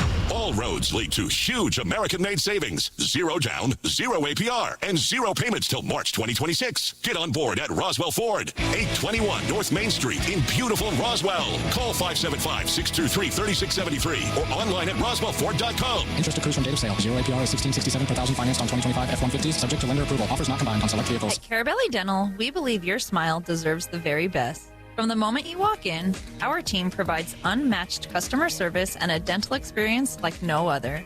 Hi, I'm Dr. Sarah Usher at Carabelli Dental. Whether it's a routine visit or you need advanced care, we make sure you feel comfortable, cared for, and confident in your smile. Discover the difference at Carabelli Dental, where your comfort and your smile come first. Come see the team at Carabelli Dental at the corner of 9th and Main or call 575-622-4455. Hi, can I help you? I'm here to make hot your home. You're not Fergie's. I have right tools for job. Well, you may have the proper tools, but do you know how to use them? I learn on Croatian YouTube. Oh no, baby. Just because they have the equipment don't mean they can get the job done. Let Fergie's work their mojo on your heating and AC unit. 622-2660. The average American spends 2.5 days a year looking for lost items. We aren't sure how long Europeans and Asians look for lost stuff. We lost the list. Here's Mike Winters. This morning, Amy McVeigh-Tejas with the Historical Society for Southeast New Mexico back with us. Good morning. Good morning. How's so you all ready for Christmas? We're working on it. I'll say there's not much time left if you're not, but well, I know just you're those little things. Well, that's just it. You're always probably right up to Christmas morning doing little things. Just little things. Yeah. And we're the Historical Society is Santa Santa-ing today. So there you go. Thank you, Robin. Robin said it over, and we're going to bless some great people that have done great things for us. And you know us. That's what we're all about. Absolutely. And that's kind of really what's been going on really the last month here. It's always going on, but, especially with with the scholarships, with work, youth and getting and the holidays always bring back people because they come back to visit family. And so we've had a lot of traffic in town of past scholarship, people that have impacted our lives. But now I've kind of gone on to big things. They come to visit family, and they come in to visit and say hi. And so we got a lot of that going on. Last week was an amazing week. We had hundreds, when I literally say we really did. So you challenge all cadets were have received a great tour. We had Insurance Home there. We've just been doing a lot of great things. I do want to give porch picture taken on the porch last week. Yes. So huge shout out to New Mexico Youth Challenge Academy. Mike, they're coming up on next year, their 25th anniversary of New Mexico Youth Challenge Academy. Had awards on Friday and graduation on Saturday. And, these kids may not be from Roswell, but their impact on Roswell was huge. Huge shout out to our grand recipient. Her name was Viviana Trevino. We had 2 secondaries, to say they're secondaries, but just a little bit less, that will be attending NEMI, too, New Mexico Military Institute. So Dominic Salazar. And I had just dynamic individuals doing great things. So what an honor and a privilege to do that. Thank you to Tina Cisneros and Captain Martinez. Mike, we were at the dinner already planning next year. Oh, we can do this and this and this and that. Why didn't we do this? And we need to do that and blah, blah, blah. So each a event lot is of a planning things meeting going for the on. next one. Yes, Lily Davidson. I knew I'd come up with that name. She's one of our scholarship, but we gave out 10 scholarships, words cannot express, to the individuals that made it possible. Secret Santa, which I feel confident you're listening because he's one of your esteemed supporters, I guess you should say. We have continued to have the honor to bless our volunteers from gift cards specifically. And so when people listening saying, why does the Historical Society spend money on Christmas and doing all this? Well, because our Secret Santa said, listen, this money will be given to you to bless those people that without their support couldn't be possible. Well, so, Mike, we've given over 50 blessings. Well, and at the end of the day, the mission statement of the Historical Society, yes, we preserve history. We do. That's obviously our tentpole priority, but part of that is we're a service organization. That's right. We serve our community because guess what? There's only so much things you can put in boxes and rooms and things, that, what I mean? That's only part of the mission. Once, we gotta foster the next generation to have an interest in it, to support it, to keep it going. And how do we do that? Through education. That's right. And that's education. So it's very much... And Mike, I think when we gave our Christmas blessings, Christmas blessing age went from 8 to 90. Yep. So that's a pretty good spectrum. Absolutely. And when I say Christmas blessings, those are our dedicated volunteers. Like Mike, just for an example, our numbers really increased with air races. We got a lot of new volunteers in our family. Absolutely. That were really excited for these things too. So I brought a list because we were going to do an end of the year letter, and it'll be coming. I think people don't realize, if you are not a member of the Historical Society and don't read our newsletters, if I didn't write it down, and that's why, Mike, y'all get so frustrated at our board meetings, ladies and gentlemen. There's like 18, 20 pages, and I'm reading like a book. But you know what? If I didn't document all those things that we do, I can't even keep up with it. And you know what? I'm a grandmother, so I have to document all these things. Well, and it really, and at the end of the day, we deal with donations, we deal with monies from people that really want it to go to the thing. And so for sure, we want to dedicated we money. want to show you exactly where your dollars, when you give us money to help the community, by golly, we want to make sure we show you evidence of what we did with it. That's exactly right. Some special thank yous, Mike. I just wanted to go through because we want to wish everybody a Merry Christmas, and I was just kind of reflecting on where we are, Mike, and we're in a really, really good place, Mike. Usually by the end of the year, and y'all nicely vote to give me a bonus. I'm praying to God that check will cash. Oh my goodness, and a blessing. Oh, please, Lord God. So, but you know what? We're in a great place. We're in a great place. Oh, we meant that was in Sizzler Bucks. That those bonus. Just kidding. Oh yeah. coupons or whatever. Like Ralph says, the little coupons from Walgreens. He used to get out. Here you go, Amy. Merry Christmas. Hold on to that one. That's an important one. But some people that have really been significant. We've had some private donors. We respect them, and they can be private. United Way, we obtained a very generous blessing, and that, I think that, to my knowledge, that's our first time we've had the privilege of partnering with United Way, and their impact is so amazing. Absolutely. So huge shout out to them. Appreciate them seeing our mission and saying, that's something we want to support. Yes. Also to New Mexico Grow, that is an honored partnership we've had with the state. What a blessing that we continue, and we just words cannot express. So some fun things. We're already looking forward to 2026. We've booked school tours, so if you're listening and thinking, it is that time. March is right around the corner. March is going to be crazy, Mike, because on behalf of the Historical Society, we will be doing the Robert H. Goddard celebration, Women's History Month, 4th grade school tours. It's a busy year next year. It is. There's a lot of fun things going on. Yeah, so if you want to be involved with a lot of our partnerships, scholarships, I literally just got a text coming in about scholarships. When are your scholarships? When can we apply? Mike, I've got a lot of calls. So that tells me this is a great class. They're staying on top of things. They're getting motivated. So our scholarship committee will meet after the first of the year, determining our budget and how much money we have allocated just for scholarships. And by the end of January, we'll be promoting our scholarships for high school seniors and college students. So very good. Follow us on Facebook, social media. We'll blast that out. And we're really, really excited. Something else, Mike, I don't even think you've seen.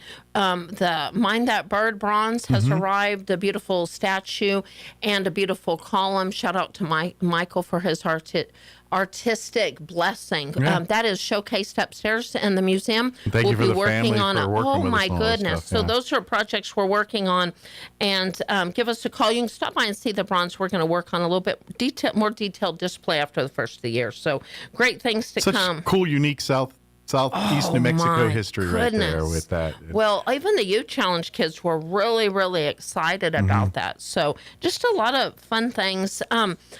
Our project, huge shout out to John LeMay for the Rural Roswell and South Springs book. It's coming in January. I think we've almost sold all the books that were pre-ordered. Okay. So if you want one, give us a call at 622-8333. Or you can even text me at 575-915-4471. Get on that one quick, because like you said, there's I literally not many think left. we've sold the pre-order, and now I need to actually place another order. But John will be happy to autograph that. Absolutely. And we've really got some fun Women's History Months events coming up too, so a lot of fun things. Yeah, absolutely. Museum looks beautiful. We're doing tours morning, noon, evening. This is so funny. I love to utilize time. The other day that somebody had a luncheon and they literally did like this. Oh my gosh, it's beautiful. We're in a hurry. We wanted to do this. I'm even fine if you want to drive through the driveway. We literally can do a fun walkthrough, just celebrating the holidays. And if you say, Amy, I've been to the museum like a million times, it's so beautiful with these historical artifacts. It is. It's really cool. And it is a little extra something during the Christmas lights and the holiday blessings that are just everything that's going on. It adds a little layer to it. But you're right. This is a perfect time. And the beauty of, how, just call us or email. And we can and make a reservation basically and say, hey, and then we can bring the family and you get a personalized tour of the whole property there and everything else. And obviously with the holiday here, you got to have a lot of family in town and things. So this is a great opportunity. Maybe here before Christmas or the weekend after Christmas here, if family's still in town, Friday, Saturday, you're saying, hey, maybe we can go spend some time over at the JP White home here. As a matter of fact, I know if you're listening, the Fuller family's got a reservation for the day after Christmas. Take Christmas pictures.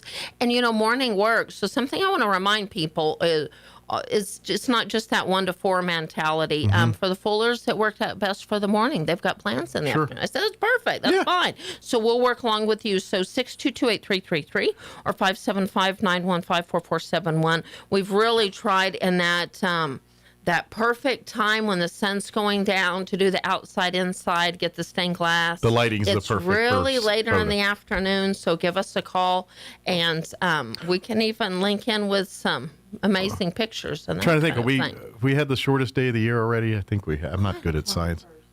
Okay, so technically, it'll get a minute longer here, right? Once Right. See, every bit counts. Every second counts. Every minute. Yeah. But if you're interested in tours, and memberships, our memberships are real up.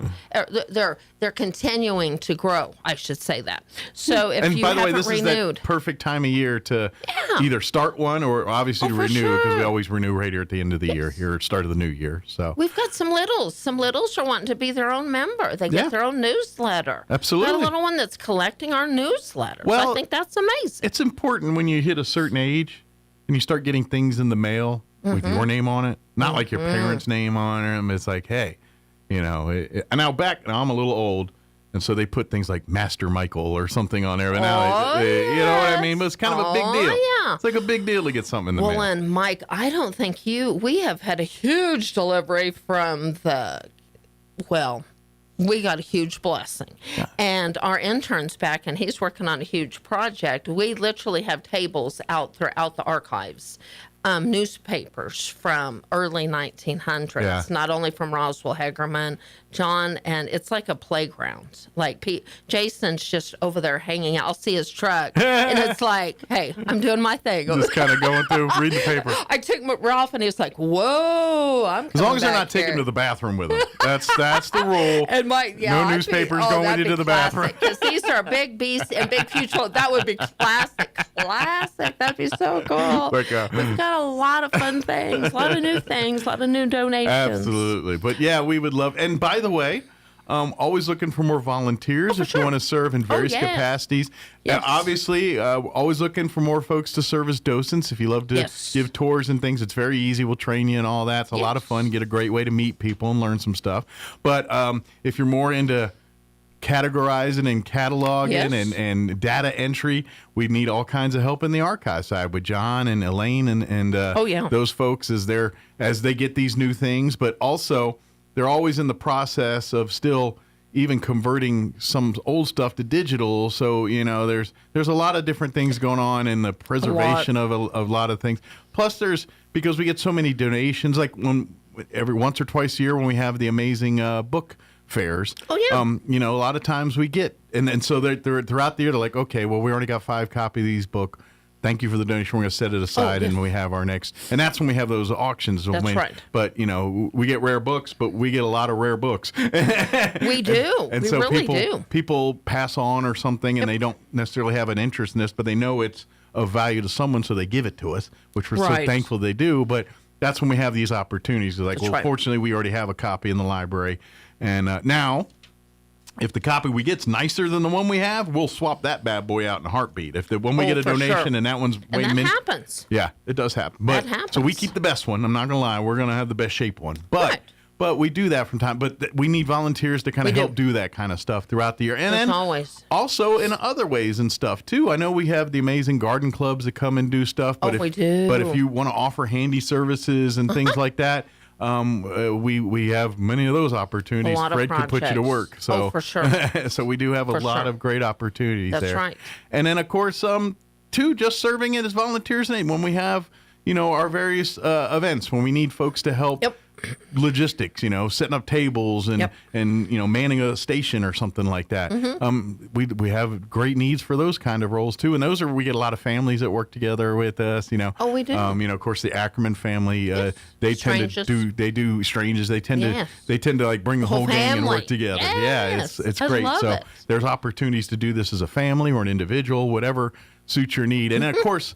If you want to dabble a toe, the best way is just start being with a membership, from an indivial or family or a corporate or a nonprofit membership. There's various levels, but you can do it, like you said, for as little as $30 a year for an individual, and that includes your monthly newsletter, and your money goes right back into the work that we do to keep the J.P. White home and preserve the history, but also, because the scholarships and stuff are usually monies that people donate earmarked specifically for that. Your memberships really go to the maintenance and upkeep of the facility, the actual preservation and repairs and upkeep of the archive facility and all that. That's exactly right. So if you want to make an end of the year donation for scholarships, operational, or just make note, specifically request something I didn't mention, Mike, we have a very, very exciting new award program coming in 2026.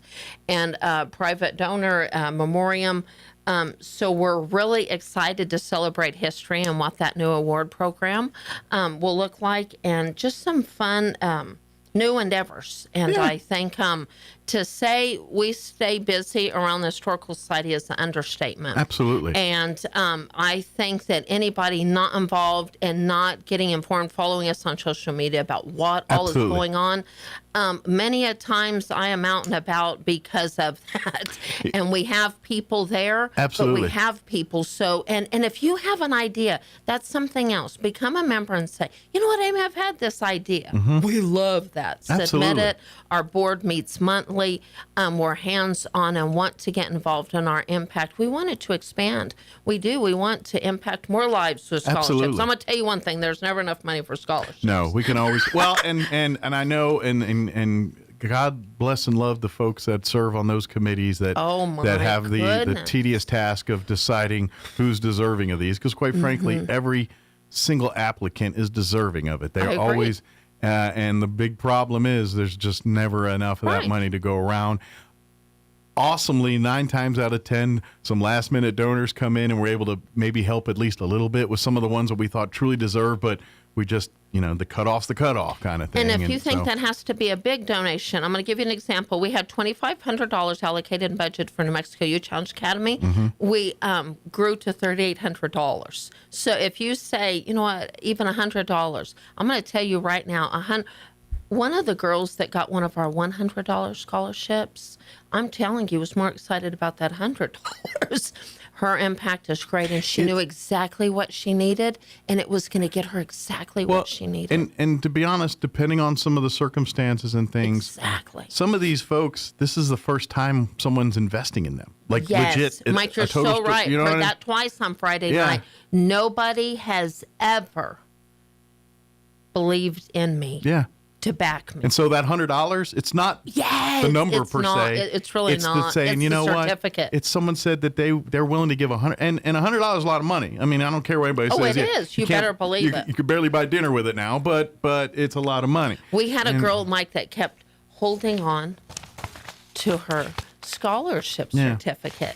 That means something, and she's putting it close to her heart. Absolutely. Parents thanked us. So our impact is so, and our family's growing. One thing I need to do, Mike, is Troy Hayes, and shout out to Troy Hayes and so many others, even Garcia family that hops on board, FM Nelson, TSI Family Fund. But Mike, Troy and I were saying, I need to do that count, Mike. So every time we give, we're up to 100. And money, I think that there's power in numbers. A Jerry Lewis telethon scrolling type jobber. I need to work on that so we can do something. And I need to have, even if it's in my office and we tally and add that, you're exactly right. Absolutely. Talking, you were mentioning here about, partnering together, and I'm just going to put this right here because I'm thinking about it and talking with you right now is, I think another cool thing, and I'm going to cross promote here because it really is the same mission, is coming up in February, the Roswell Literacy Council, they're going to be doing their annual Knowledge Bowl. I don't know if folks are familiar with it, but they're putting it back kind of in the season it was intended, right around the Super Bowl there. So, but they really are looking for youth teams to sign up this year. They get adults, but they're looking for high school, the history clubs, the sports teams, church groups, whatever. And so I don't know, maybe we as a Historical Society ought to that'd be really conjure up some things, and they're like it. and they're giving cash prizes to teams and everything else, and all of it's a fundraising event for the Literacy Council, which means they help people obviously first become literate, but they're helping people getting citizenship with their GUDs, all free of charge to those folks. So I think because what we do and what they're doing, I think there might be a synergy really moment there or something. That's right. So. Well, and if we're not cross-promoting, we're just not working, right? Yeah, absolutely. That's part. Our outreach. Last but not least, Port Clare Monastery, Assurance Home, Community Kitchen, Harvest Ministries. They have just beyond represented. They continue to represent as our beacons of hope. That's why it was an easy choice for them as Heritage Dinner. Goodness. Because words just cannot express our appreciation to them. At the end of the day, all we're doing is hopefully putting a little bit bigger spotlight on these four organizations that continue to they're going to make lemonade regardless if they've got lemonade or lemons, whatever it is. They're going to do it, and that's what they do. And hopefully we're giving them more lemonade instead of lemons right now. So That's if you're all we're out and trying to about help shopping, doing that last minute shopping, don't forget those organizations. And there's a multitude of others. Absolutely, it's not about just a handful. So many. Do that little blessing too. And this is really what the Christmas season is about. If we can, I know people will have, and I'm not trying to start debates, but there's big debates about what's sitting on the courthouse lawn and this and that. But at the end of the day, being a Christian means, helping others, giving blessings, doing, and that's the real reason. And we can have that fight all day, but as real Christians, this is what you should be doing. You should and segue into something we haven't talked about, Mike. Thank you. See, we worked prayer at the pole. Got one more before Christmas. One more before Christmas. So. We have a couple of people that aren't out of town. We want to encourage anybody to stop by at the pole and be that leader. I cannot be there on Wednesday. Does not mean we'll have individuals there. The poll is in the public. You better believe it. Step up and do that. So Wednesdays, unless we notify others, and if I can't be there, it doesn't mean you get out of that vehicle and you represent. And if you can't to us, it's physically really be at any the poll time. there, then join us at 9 a.m. wherever you are. You better believe it. That's kind of been an organic grassroots thing. It just kind of spawned up a couple years ago and has kind of continued into a kind of a tradition here of every Wednesday 9 a.m. we meet at the flagpole in front of the Historical Society. We'll fill up 30, 40. A moment of prayer. And if it's chilly or weather's crazy, there may be 3 of us. There may be 30. All Saints often brings a bunch of students in different groups. So I want to challenge people in the new year, Wednesday, 9 o'clock. Bring your maybe group bring a thermos full of hot cocoa. There you go. Pass out some cocoa. Okay, there you go. All right, I'm all in. Of course, if you have any questions about anything we're talking about regarding the Historical Society for Southeast New Mexico, RoswellNMhistory.org is our website. By golly, I know you're way behind the stick, but if you want to do a little last-minute Christmas shopping, we got some great books and things there. And we will still do everything in our power to get it to you. We had somebody sneak in right when I was leaving on Friday, open the door, turn the lights on. They got the books. It's wonderful. John autographed them. It worked out perfect. Peter Hurd prints, another great thing.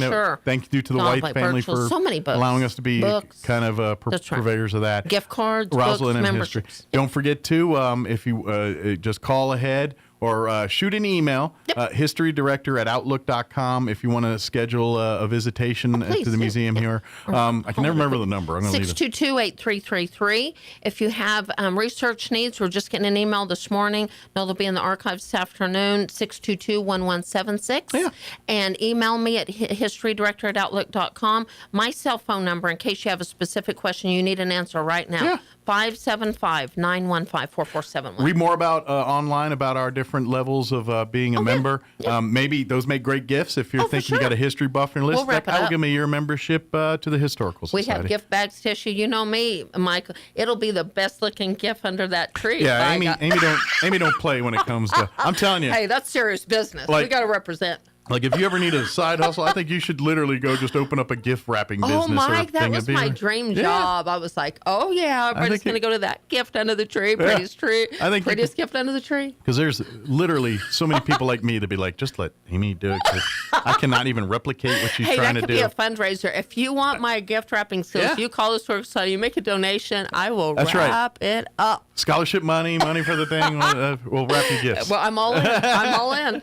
You think Bring the I'm serious. I know my husband's listening. Hello, Ralph Coco. He knows. Like, I'll wrap it up. He's like, all right, I'm heading back to the the dollar store to pick up some more wrapping paper now. We will do it. Very good. Well, Amy, if I don't see you between now and Thursday, Merry Christmas to you and your family, and have a blessed holiday season. Last but not least, shout out to Maddie and her family. You know who you are. We're just sending love. And that angel above's watching over us. So shout out to all of them. Absolutely. God works the best miracles this time of year. He does. Keep praying and hoping. Yes. God bless you all. Thank you very much. Appreciate Merry Christmas. Merry Christmas, and don't get Scotch tape elbow or whatever. Oh yeah, play ball. I'm ready for basketball next week too, Mike. Right. Oh yeah. Unfortunately, my football team is not worth watching. That's my Christmas gift is to two awful teams playing each other on Hey, but Christmas you know what Day. Ralph Merry says? There's Christmas. so many sports going on. If one of our teams isn't, then float over to basketball or football or whatever. This is true, but I'm paying for Netflix to watch the world's crappiest game between the Cowboys and the Commanders. Battle of the toilet. Oh, that's all right. We can hang the toilet bowl. Say there's always soap. I will watch every minute of it, though, because I'm a masochist. Because that's what we do. That's what we do. That's right. Thank you, Amy. Thank you Merry very much. Christmas You to too. and yours. Thank you. Still burning cash on posters that get tattered, tired, and tossed? Turn heads with vibrant. After pursuing it for weeks, American forces have reportedly boarded a Venezuela-linked sanctioned oil tanker in the North Atlantic. Last month, the vessel tried to evade the U.S. blockade around Venezuela. Instead of going to China or Cuba, somewhere between 30 million and 50 million barrels of Venezuelan oil will be coming to the U.S. That word from President Trump, who says the proceeds of oil sales will benefit citizens of the U.S. and Venezuela. The president is not giving up on the U.S. somehow getting Greenland, and that's producing much angst among European allies who insist could doom the NATO alliance. The Department of Homeland Security says it's launching in Minnesota what it calls the largest immigration enforcement operation that was ever carried out by the agency. A mixed open on Wall Street this morning. More details at srnnews.com. Still burning cash. Still burning cash on posters that get tattered, tired, and tossed? Turn heads with vibrant LED posters from DSI. Plug and play with custom updatable graphics. Showcase a single showstopper or link several for a seamless video wall. For over 27 years, DSI has helped New Mexico businesses communicate smarter with printers, IT support, AV, and more. Ready to elevate your message and cut costs? Call 888-386-7834 or visit DSINM.com today. Boys basketball doubleheader played on Goddard's home court, and Goddard won the opener. That was the girls' game, 43-37. Goddard's now 7-7 on the season. They'll host Tucumcari Thursday night at 6:30. Roswell 8-5. They'll play at Mayfield in Las Cruces Thursday at 6:30. Meanwhile, in the boys' game, the nightcap, Roswell wins that 56-45. Roswell also beat Goddard in the third place game of the Poke Horn tournament, 53-50. Roswell now 8-6. They'll play at Mayfield Friday at 7 o'clock. Mayfield's 9-4, by the way. Goddard will be part of the North-South shootout in Berlin. They'll take on Taos Thursday afternoon at 3:30. The sports report brought to you by DSI. Call DSI for all your office technology needs. I'm Eric Butler at Roswell's Talk FM 106.5. I'm meteorologist Steve Hamilton with your Pecos Valley weather. We could get a few showers today. We have a low pressure system cutting across our area. It'll be cloudy and our high in the upper 60s. A fairly good chance of rain and maybe even a few thunderstorms overnight.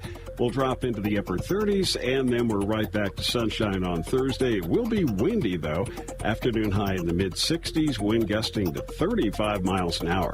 That's your latest forecast. I'm meteorologist Steve Hamilton. All across America, this is the Red Apple Audio Network's Market Report, sponsored by Abacus Global Management. I'm James Flippin. U.S. stocks finished higher yesterday. Sentiment continued to receive a boost on Wall Street with the arrest of Nicolas Maduro and investors anticipating a fall in energy prices as production gets ramped up in oil-rich Venezuela. U.S. oil companies are set to go in and rebuild the South American nation's oil infrastructure. The Dow Jones Industrial Average rose to a record high yesterday. In terms of economic data, today, look for December's employment report from ADP, the ISM Services Index for December also due, as well as November's job openings and October's factory orders. In company-specific news, Epic Clean Tech is a San Francisco-based wastewater recycling company. It's taking recycling to the next level with its shower water beer. Ugh. Jensen Huang, the CEO of chip-making giant NVIDIA, says the company's experiencing very high Chinese customer demand for its H200 AI chips. At the closing bell Tuesday, the Dow gained 484 points to 49,462. The S&P 500 gained 42 points, and the NASDAQ Composite climbed 151 points. That's business. I'm James Flippin. This is the Red Apple Audio Network's Market Report, sponsored by Abacus Global Management. What if the future of finance wasn't built around averages, but around you? At Abacus Global Management, we're reshaping financial planning around the most personal data point, your lifespan. But it's more than just insight, it's control. As a technology-driven asset manager, we're empowering investors with an integrated system to take command of your time, your future, your financial destiny. This is a new era of investing. Take control at abacusgm.com. Attention, attention. They've done it again. For 3 years in a row, Roswell Hyundai is the #1 used car supercenter in New Mexico. Whether you're in the market for a large truck, a super high-end luxury vehicle, or an affordable car for first-time buyers, the Roswell Hyundai Used Car Supercenter has one that fits your needs and your budget. So if you're looking for the best deal on your next vehicle, head for the #1 Used Car Supercenter in southeastern New Mexico 3 years straight. Roswell Hyundai, 1909 West 2nd. Looking to start, continue, or complete your higher education journey? Join the more than 6,000 fellow Greyhounds on their journey to student success. Eastern New Mexico University offers the most affordable higher education degree in the Southwest, and New Mexico residents can go to school tuition-free with the New Mexico Opportunity Scholarship. With online or in-person degrees, ENMU is the right choice for you. For more information, visit enmu.edu. ENMU, student success. That's what we're about.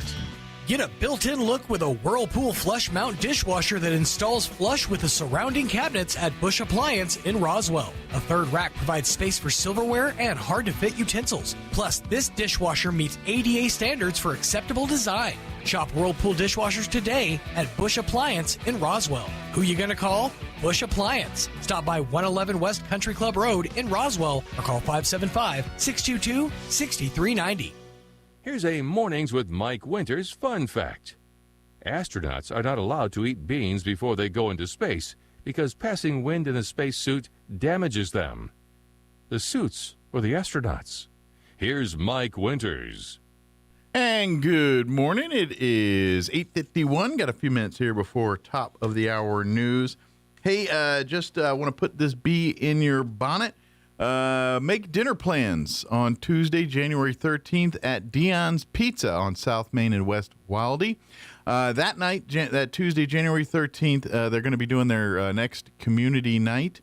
And if you're not familiar with this is something Dion's does where they go and different organizations, communities, a lot of times, be one of the high school sports teams or booster clubs, or sometimes it could be, different nonprofit organizations. But they do a night where you go in and you get dinner, you get your food, and a portion of everything you buy for dinner that night, the sales from that will go to that particular organization. So their next community night will be on Tuesday, January 13th, next Tuesday. And they're going to be benefiting the Dexter High School softball team. So a portion of all food and sales purchased between the hours of 5 p.m. and 8 p.m. on January 13th will be donated to the Dexter High School softball team. And it works in all ways you get your food from Dion. So if you can come on in, have dinner, sit down, and traditional dinner, sit down, that covers. But you can also call ahead and order online and pick up, or go through Dion's.com and do it all in whatever ways you get your Dion's. You can go ahead and do that night between 5 and 8, and that will all benefit the Dexter softball team. So great way to help them out. But that'll be January 13th, next Tuesday night there. So, man, what? Okay, so I'm like the internet right now. I went from being like, okay. Oh, he's all full Stranger Things. Oh my God, dude. Some of the connections these people are making is absolutely insane. Yeah. So when Millie Bobby Brown was asked to describe the finale of Stranger Things in one word, she used the word meta. Uh-huh. That finale wasn't exactly meta from what I would consider it. Okay. They talked about how the movie that's being heavily promoted in the finale of the show is Raiders of the Lost Ark. It was one of the Indiana Jones movies. It was supposed to be the last one, but there were two more that came after that. So the reference is that the finale that they said was the finale of the Indiana Jones franchise wasn't. And what people are saying is that it's going to be like a documentary of the final season that morphs into the story. Yeah. That it like starts as a documentary and kind of like leads you down that path, and then slowly but surely they pull they pull it into where it becomes like an episode, and this is their actual finale. Okay. So I'm in, man. I want to know what's going to happen. What this reminds me of is there was a show, and this was years and years ago. I think it was called Siberia. Okay. I'm pretty sure that's what it was called. And the show started as a reality show. All right. It was these like 9 people that got taken to this like isolated campsite in Siberia. Okay. And that's the first like 2 episodes of the show. Is they do like the cutaways, to like the talking heads where people are talking about the other people in the house or whatever. And then it slowly gets revealed this isn't a reality show. This is a drama series that started like a reality show. And like I remember when I was watching this, like as a like 15, 16, whatever I was. I vaguely remember something like this. It blew my mind when it went from, oh, this is just a reality show to no, this is a thing. This is a series. What it was like, it went from like a normal reality camera setup to this crane zoom cutaway where you're like, oh, this isn't a reality show. This is a series, like with actual camera work and stuff. So, and then from then on, it was a show. I think it ran for like another season and a half, but it was really. I wonder if it's available on the reveal was Freebies crazy. or Netflix's or something like that.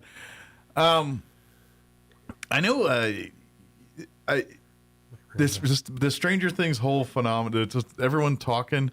I'm not gonna lie. This reeks of Sopranos 2.0 to me. Yeah. It just does. Well, because even then, people are like, "No, they're doing like all this that they're." The thing was, it just wasn't as much Twitter and social feedback then to really get you down rabbit holes. But they were doing the same thing. That's true. But I also don't necessarily think that the creators of The Sopranos have it in them to do what the Duffer Brothers could do, and that's that meta, version of a finale.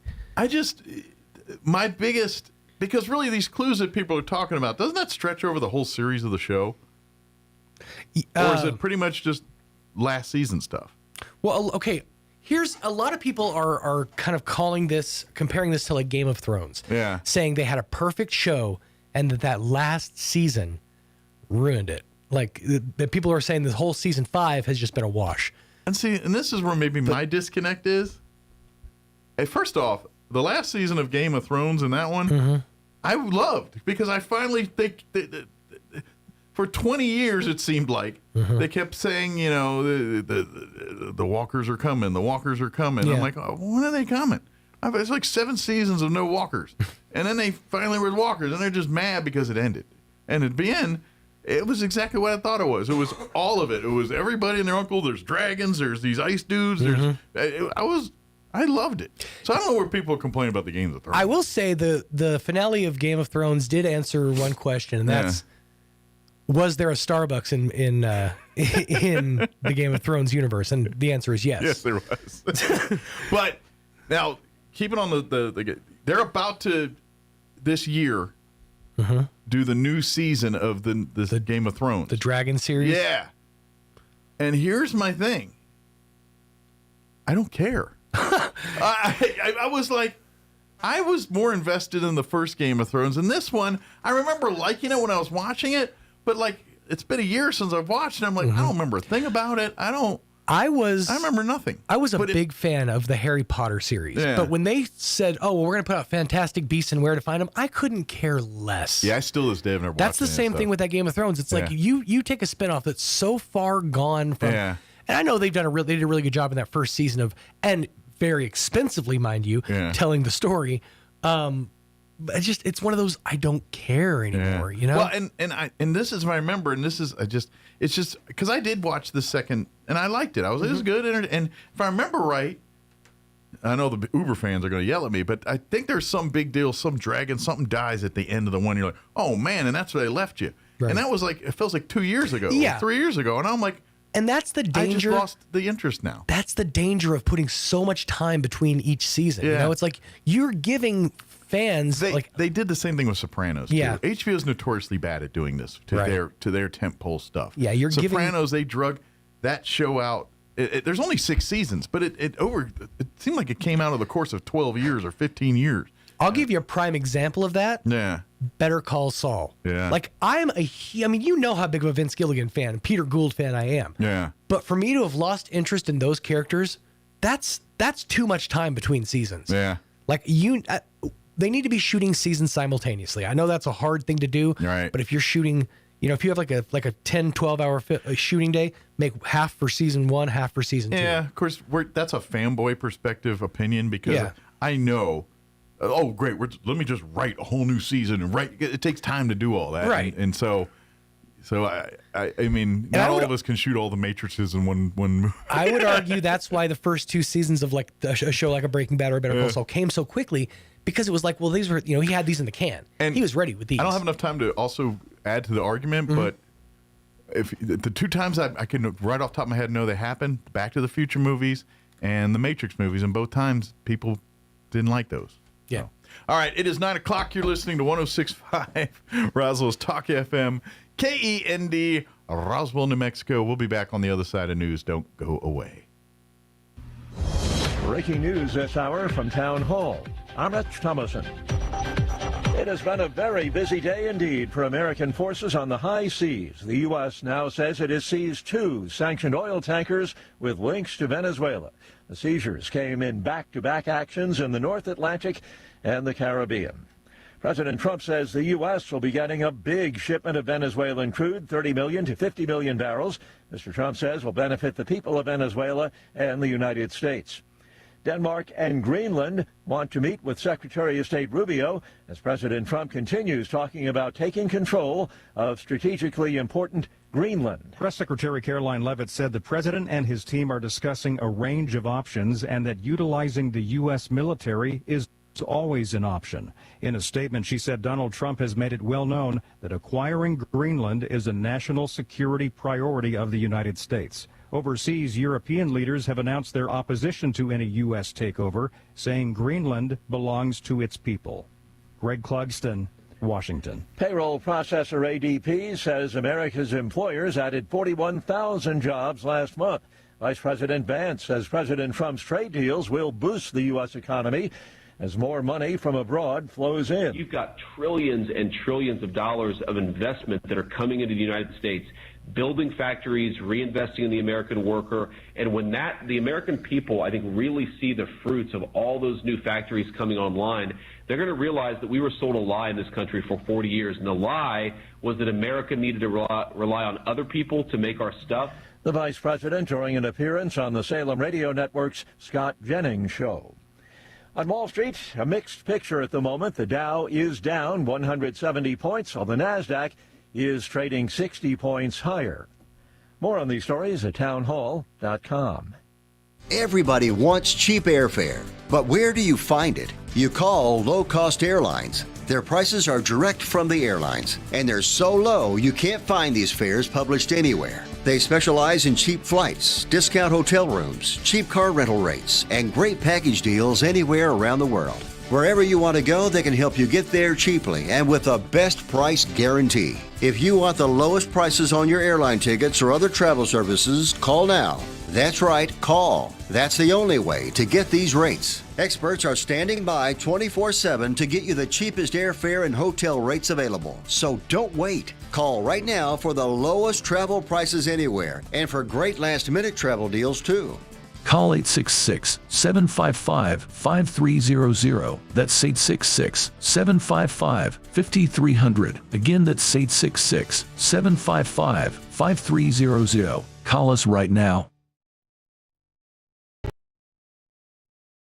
Iranian state media reports the execution of a man convicted of spying for Israel. The official IRNA news agency has identified the executed man as Ali Adestani, saying he relayed sensitive information to Mossad officers in return for financial rewards in the form of cryptocurrencies. The agency adds the man confessed to the spying charges and that he'd hoped to receive $1 million reward as well as a British visa. It called al-Sistani a special operative of Israel and said he gave images and footage of special places to Mossad agents. Human rights organizations and Western governments have condemned Iran's increasing use of capital punishment, particularly for political and espionage-related offences. I'm Charles de Ledesma. A council that's fighting Yemen's Houthi rebels has expelled the leader of a separatist movement and charged him with treason. News and analysis, townhall.com. For 14 NFL teams, the road to Santa Clara, California begins this weekend. This year's NFL playoffs could represent a shift to a new generation of winning players. The top two seeds in both the AFC and NFC are led by young or unheralded quarterbacks, including Denver's Bo Nix, New England's Drake May, Seattle's Sam Darnold, and Chicago's Caleb Williams. All while perennial MVP candidates like Patrick Mahomes and Lamar Jackson are sitting at home. Veteran QBs like Josh Allen, Aaron Rodgers, Jalen Hurts, and Matthew Stafford are back in the postseason, vying for a spot in Super Bowl 60 on February 8th. I'm Geffen Coolbaum. Nick Reiner goes to court today for arraignment. The 32-year-old who entered a plea to 2 charges of first-degree murder in the especially brutal killing of his father, actor-director Rob Reiner, and his mother, photographer and producer Michelle Singer Reiner. More on these stories, townhall.com.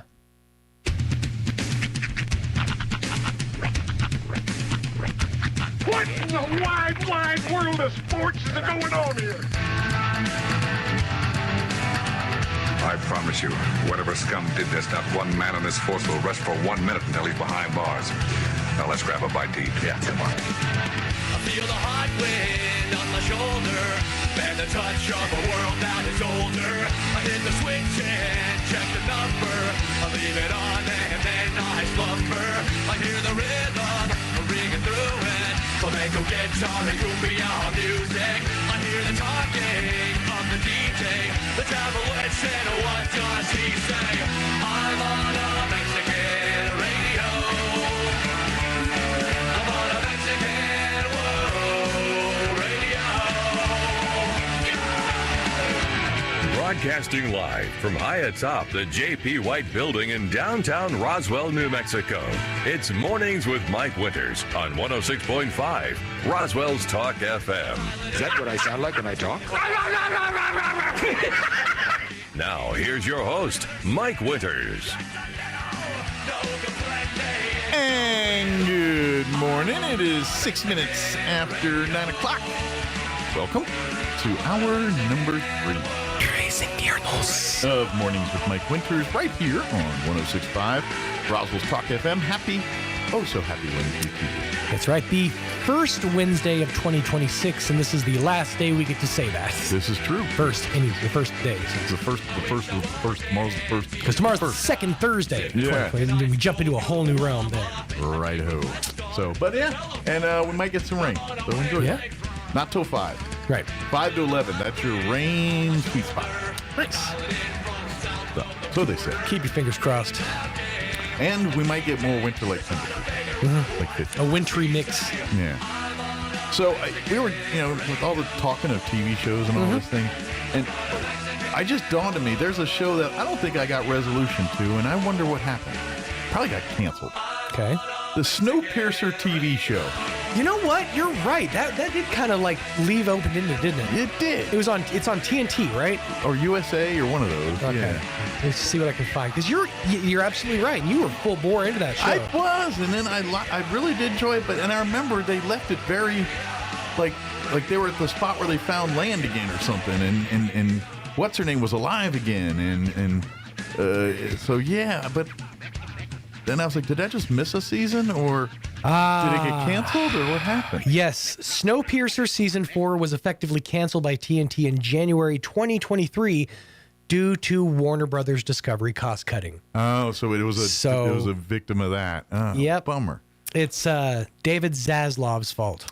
Well, that's unfortunate because I would have liked an ending on that. Speaking of Zaslav, so that was the whole thing when the Warner Brothers Discovery merger happened. Yeah. Is they Discovery somehow was the bigger purchase power in this deal, and they took on like billions of dollars in debt that TNT or Warner Media had. So in order to kind of beleaguer some of this debt, to cut some costs and do some things, they ended up shelving a couple of movies that were completely done and ready to be released. Wow. Specifically, well, there was two specifically that I remember. There was a Batgirl movie, I believe animated. Okay. That I vaguely was remember you supposed to be pretty being out there in the ether. And they had it fully in the can, ready to go, like ready to send to theaters, and Zaslav shelved it for tax write-off purposes. The other one is a movie called Coyote versus Acme.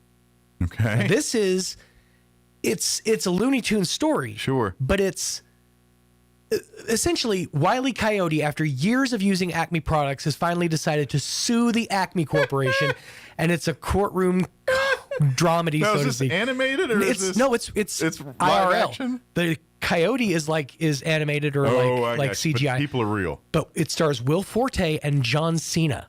Again, this movie was basically done. I would watch that in a heartbeat. And they canned it and shelved it for tax write-off purposes. Huh. But this one got people so mad that they did something about it.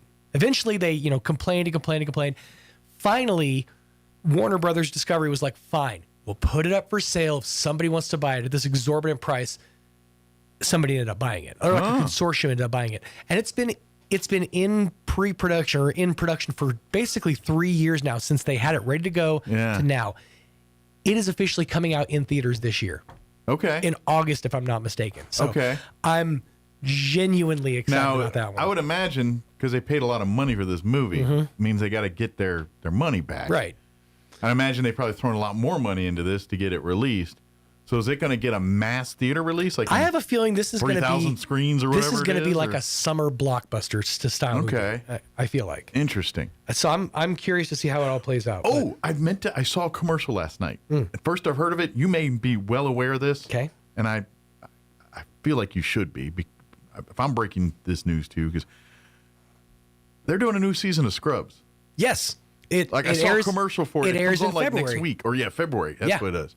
And it's the at least the three of the main characters. It's, as far as I can tell, every available living cast member is back. Okay. We're talking Carla, Turk, JD, Dr. Cox signed on. I think Kelso is still around. Okay. I'm not sure. I think he's still alive, but he's up there. He's like William Daniels. He's like 98 or something like that. Okay, but I saw a commercial on TV for it last Yeah, night. the janitor, I'm pretty sure, is coming back. The only one that I don't think is, or that's obviously not going to be able to come back, is Ted. Okay. Because he's passed on. Ted's dead. Ted is dead.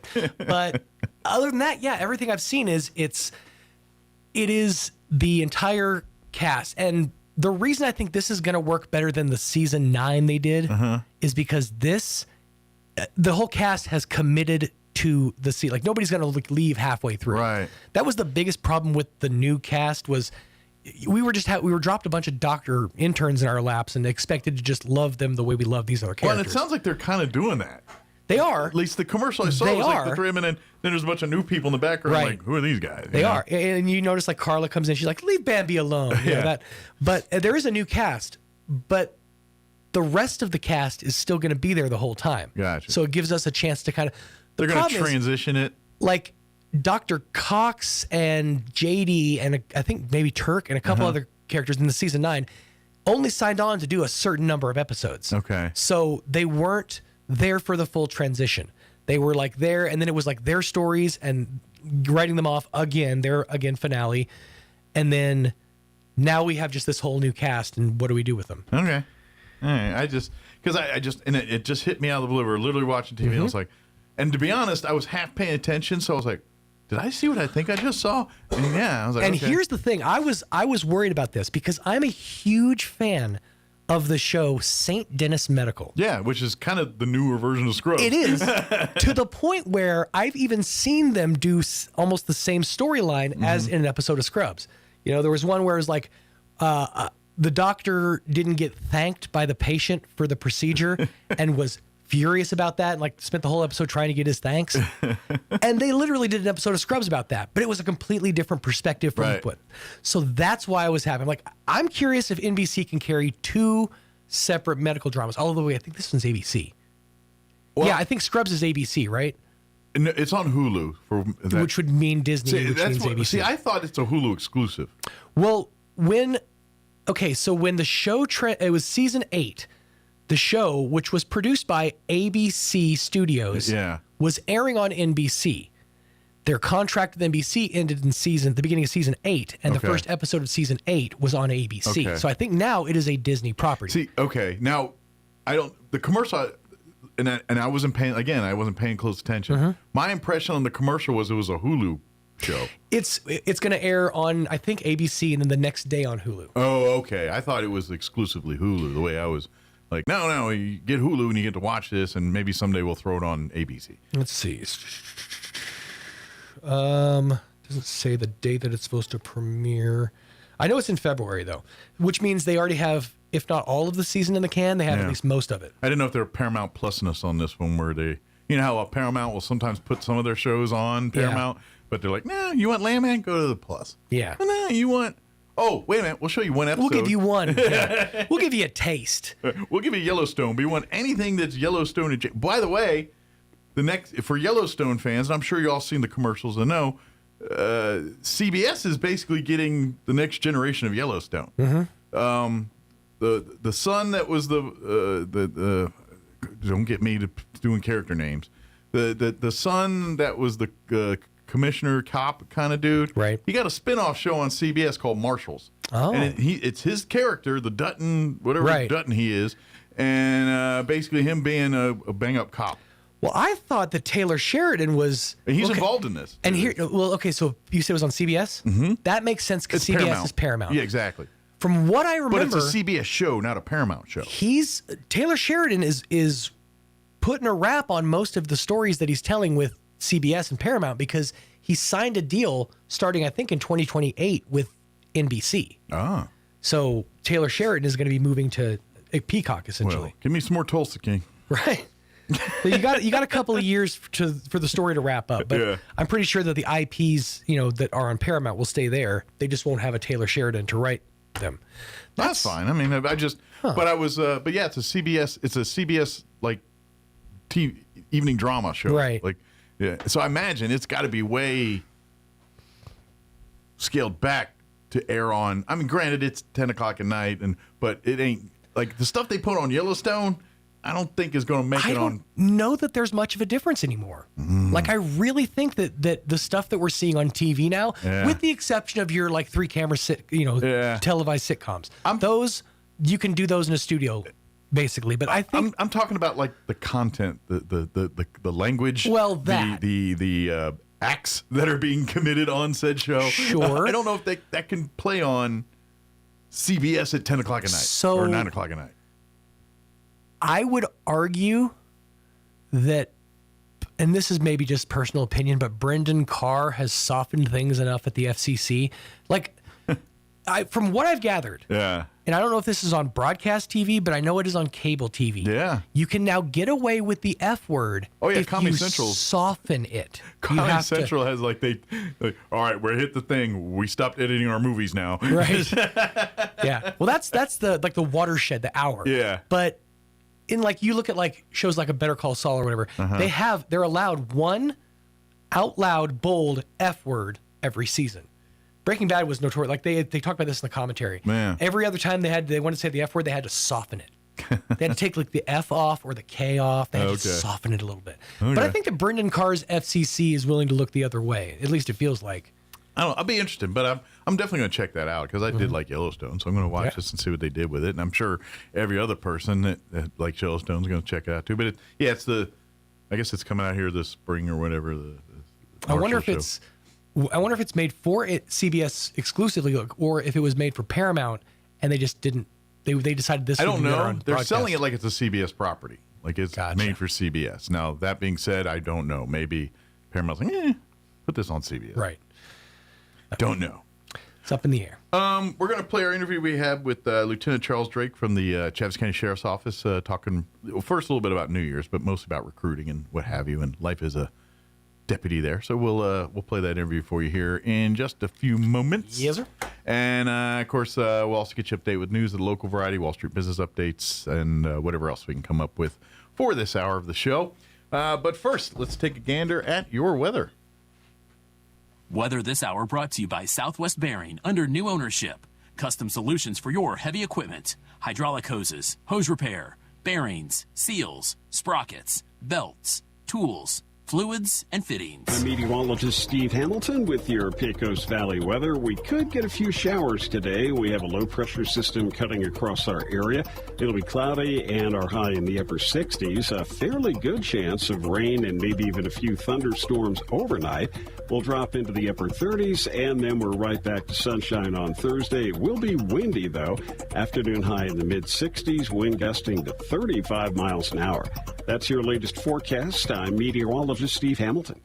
Thank you, Steve. Currently 41 degrees here in Roswell. Humidity is at 47%. Winds currently out of the northwest at 3 miles per hour. We do have a 30% chance of rain after 5 p.m. today. Mostly cloudy for the day, but a little warmer. 69 are expected high today.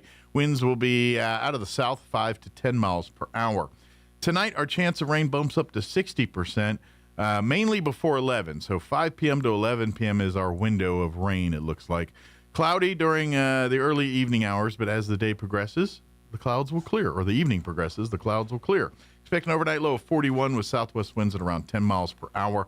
They say 60% chance of rain, but expect less than 1/10 of an inch of actual rain. So good chance of rain, but not a lot of it. Thursday, sunny, high of 64, west winds 10 to 20. Those breezes that we are blowing in will blow in cooler temps for Friday and the weekend. We are looking at a 20% chance of moisture Friday. They say rain and snow showers after 11, but it's mostly sunny with a high of 50. So if you find snow, I don't think it'll be much of it. High of 50, winds will be blowing out of the west 15 to 25 miles per hour. And then Saturday, sunny and 50. Sunny and 52 on Sunday, but Saturday night, our overnight low is 19. Friday night, 23. 22 Sunday night. So bundle up. There you go. I come bearing an update. Yes. And it's funny that we had this question because it specifically is answered right here. It is produced, Marshall's is produced, it says formerly Yellowstone spinoff was the working title. Okay. Is produced by Paramount Television Studios and is designed to air first on CBS. Okay. Premieres March 1st of this year before becoming available to stream on Paramount Plus. It's the first Yellowstone franchise series specifically structured to debut on linear TV. Okay, so there we go. Yep. So yes and yes and yes. It's eventually going to hit Paramount Plus, but is made for CBS. And I would venture to guess that when it hits Paramount, they're going to have with added scenes or now with more salaciousness. That's right, exactly. 10% more side boob or whatever. Or they'll give you because Yellowstone was known for this. It doesn't really interject the story. I just didn't know if they need, all right, we got to make the episode 59 minutes. Mm-hmm. So they'll just show 5 minutes of them riding around in the weeds and whatnot. Right. That's the secret to production, kids, is you can use sound effects to lengthen or shorten your production. Yeah. So I wonder if they're just going to add a bunch of them running around in the mountains. Right, a bunch of B-roll. Yeah. All right, it is 9:21. We're going to take a quick commercial break. And then we're going to play our interview with Lieutenant Charles Drake from the Sheriff's Office. Don't go away.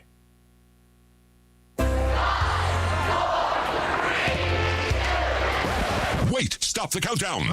This is your last chance to get massive savings during the year-end sales event at Roswell Ford. We need to sell 55 vehicles this week, so we'll do whatever it takes to make a deal.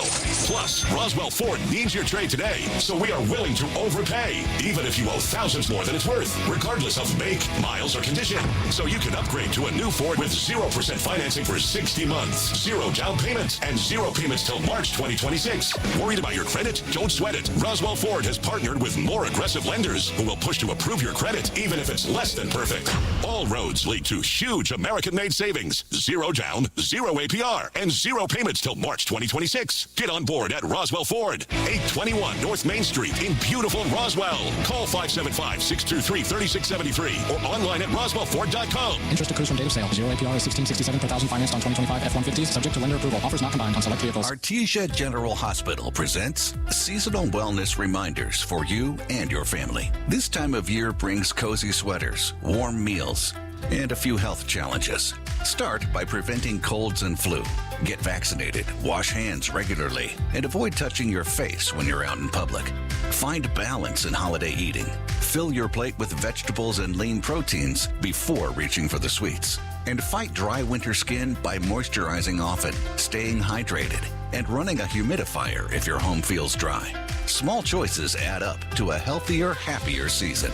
These healthy living reminders are brought to you by Artesia General Hospital, ready to help take care of you and your family. At Martine's Capital Cafe, come in and enjoy a delicious variety for breakfast, lunch, or dinner. Try our burritos, huevos rancheros, asado, chorizo, sausage, flautas, fajitas, chili rellenos, quesadillas, enchiladas, sopapillas, and don't forget their award-winning green chili cheeseburger and so much more. Everything is prepared with the finest and freshest ingredients. Martine's Capital Cafe. Quality, value, tradition, and the most delicious New Mexican food since 1989. Open Monday through Saturday from 6 to 8:30 p.m. at 110 West 4th Street in Roswell. It's Mornings with Mike Winters. He's portly, short, balding, short-sighted, and long-winded. Sorry, ladies, he's taken. Here's Mike Winters. Joining us in studio this morning from the Chaves County Sheriff's Office, Lieutenant Charles Drake back with us. Good morning, LT. How you doing today? I'm doing good. Happy New Year. Yes, Happy New Year. Merry Christmas, Happy Holidays. We're still in that window. We can still throw all the monikers out there. Exactly. Yep. Finally feeling like winter. Yeah. Although for one day. I think we're kind of getting into a part where like I'm ready for I think we're now in that part where people in the holiday thing is like, all right, I love the holidays, but I'm kind of running out of things to do with my hands. I need to get back to the routine a little bit here. Yes, so, exactly. Fortunately or unfortunately for you, that's probably not really a thing. Your day's the same, whether it's Hanukkah, Christmas, or just Tuesday. It's yes, it's it really pretty is. much the same. But that being said, how was the Christmas holiday as far as from the sheriff's department perspective?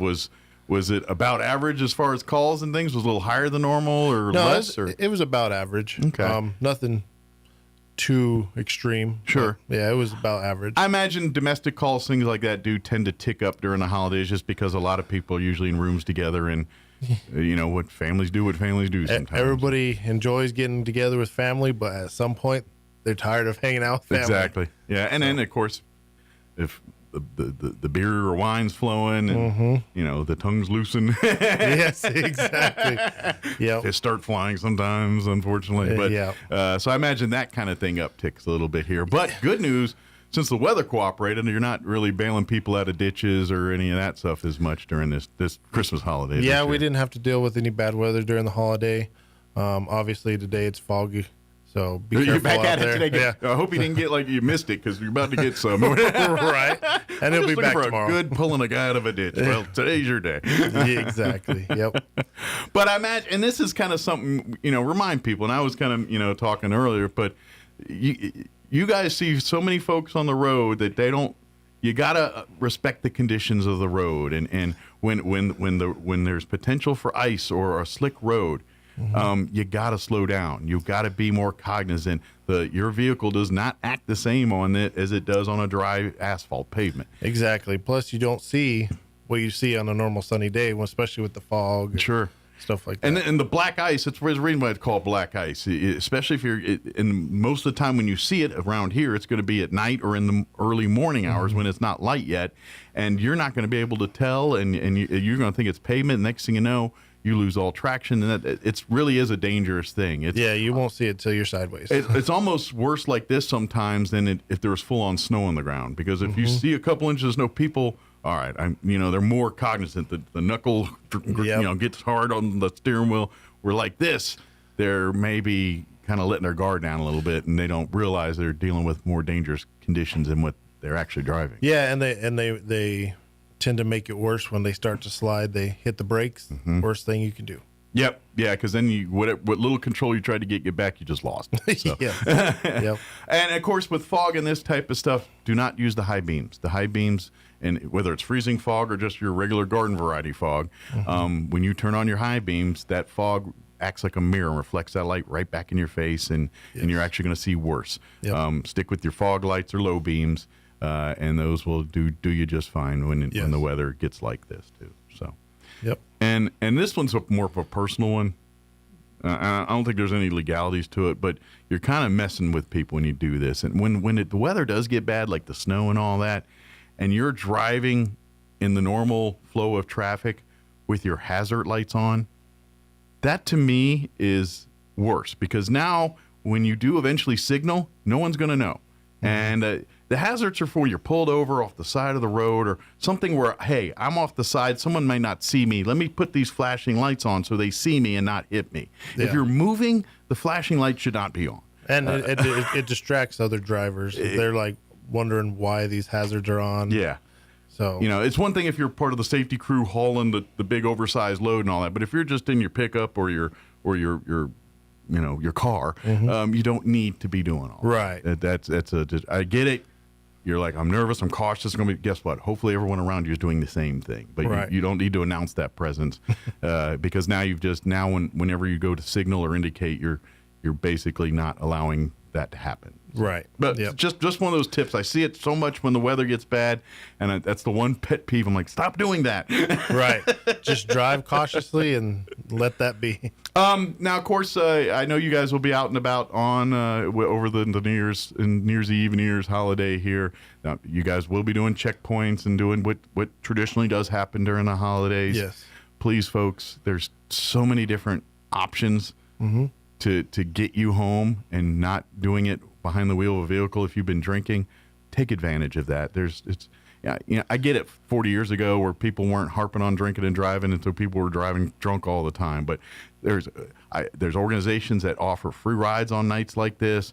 Hopefully you have friends and family and maybe make a plan to keep one sober to get everybody home. Whatever that is, make that plan, do something. And if that doesn't work, call a cab, call an Uber, call somebody to come get you. But it's too easy to do that rather than you try to drive home and thinking you're saving some time or energy for someone, and you might end up destroying yourself or someone else's life. Right. Yeah. And we want people to enjoy family, but be careful. We'll be out in force. Absolutely. And of course, the deputies, there's newer ones, but they're all not new. When they see cars, see the checkpoint and hang a UE to go the other way, red flag, folks. Yeah, exactly. Yes. Yep. You're not fooling anybody when you do that. I'm just trying to warn you. If you see it, go take your lumps, drive through it. If your registration is not, they'll give you a citation to move along out of your day. And certainly if you're drunk, just stop and let. But if you're riding dirty, just. You attract all the attention when you turn around. Yeah, exactly. That's all I'm saying. So they know you're doing that stuff, and guess what? They anticipate that. They probably have some guys sitting over there. All right, get the tune around, the U-turn, folks, and they're going to come for a visit. Exactly.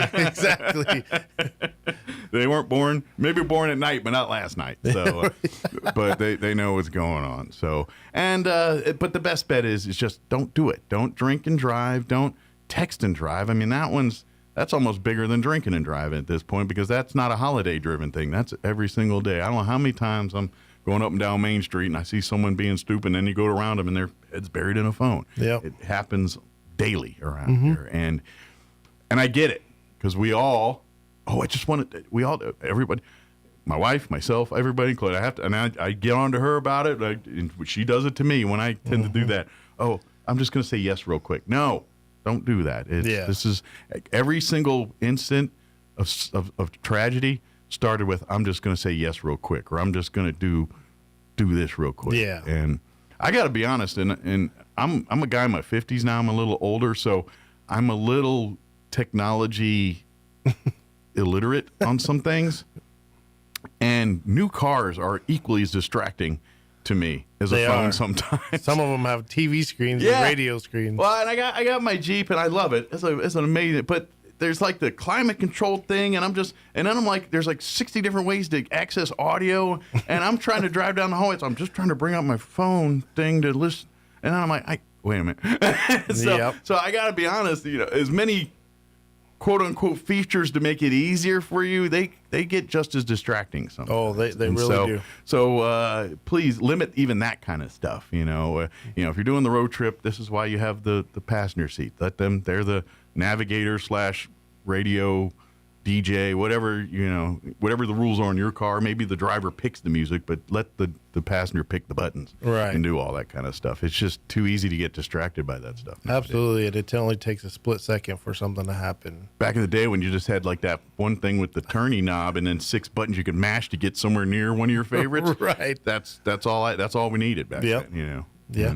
And the other one, I go back, and I've already yelled at this the old man yells at cloud moment for cars, but did you ever like deal with cars that had the high beams on the floor? Yep. Why did we stop doing that? I gotta imagine that's the most convenient. I mean, you're not, especially nowadays where everyone's driving automatics. You're not doing anything with that foot anyway. Stick a high beam on there. Right. Just saying. Well, and some of these cars, they automatically do the high beams and don't. No, I don't want all that. Yeah. I want some control in my life. I don't want. I mean, it's bad enough the cars now drive themselves and lane assist, and I don't know. My wife's car. We were coming back from Albuquerque, and it was windy. So any little time that the wind blew us a little bit, you should take a break. You should take a break. You should shut up. But that thing's telling you. I mean, I like convenience, but it's getting too much. Well, and those automatic high beams, sometimes they don't recognize the car coming at you. Right. So you're blinding the person coming at you. Yeah, now you're getting in a thing, and it's like, am I going to get a fight with somebody? Because it's not me, it's the car. Yeah. Yeah. But anyway, that my whole point of getting the joke is don't do this stuff. Certainly don't drink and drive and do that kind of stuff. I'm very curious. Now that we're talking, I'm jumping back and forth on you, but one of the big problems during Christmas is property crimes. People breaking into cars. How was that this year? Was it a little lower, a little higher? Is it about the same? I think it was a little lower. Just because we didn't have the weather. People going out and starting their cars. Yeah, you know what? That's true too. I didn't think about that. With the cold weather, be cognizant of people can drive around and see the steam coming off your muffler. So make sure. I think when the sheriff was here last time, he said they call them smokers. That was the term the term used. And it's and again, this is where technology can be your friend, because if you buy one of these cars that tells you need to take a nap and everything else, generally speaking, they have like a remote start, keep the doors locked.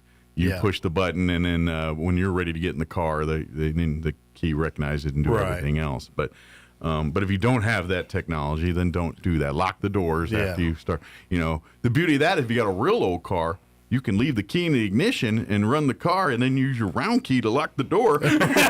Exactly. Yep.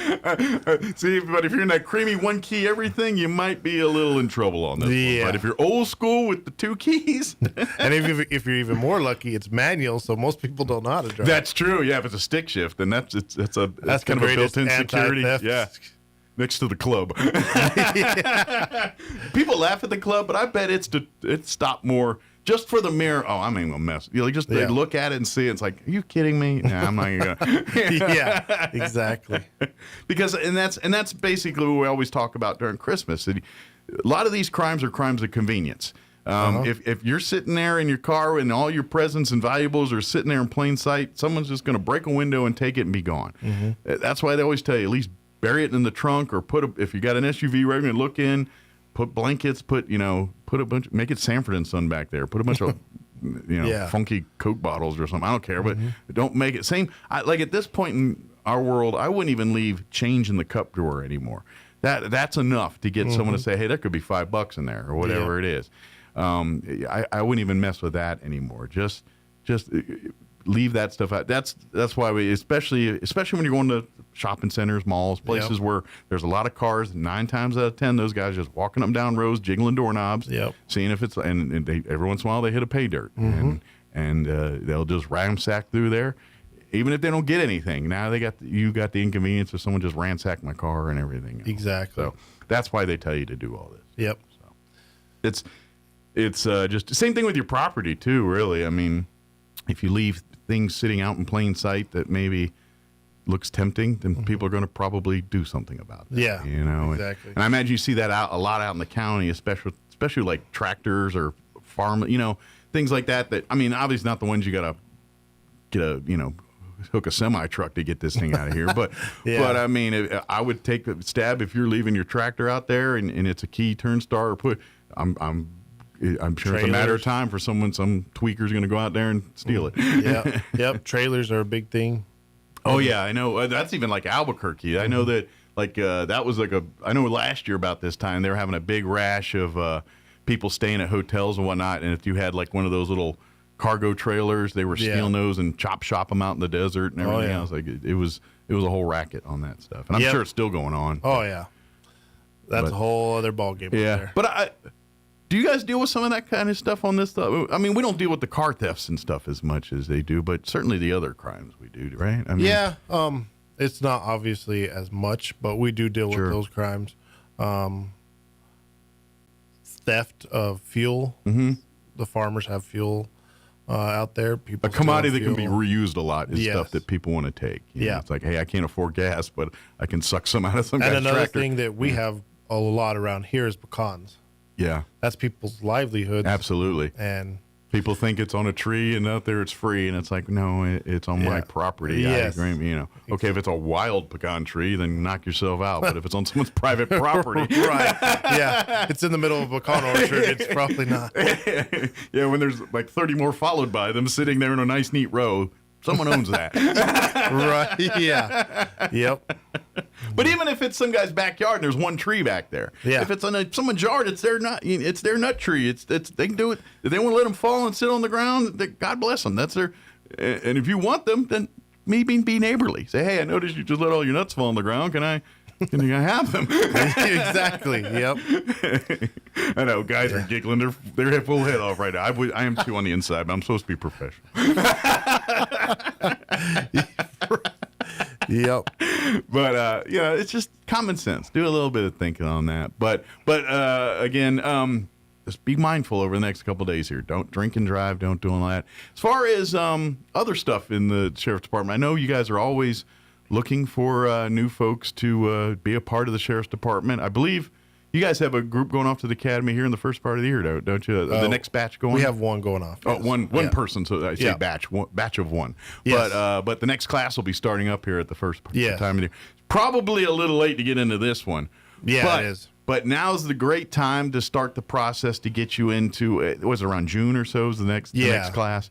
Yeah. To get into that next class. And this is the great part about, you don't fill out an application and say, all right, good job, and then they send you to the academy and good luck to you.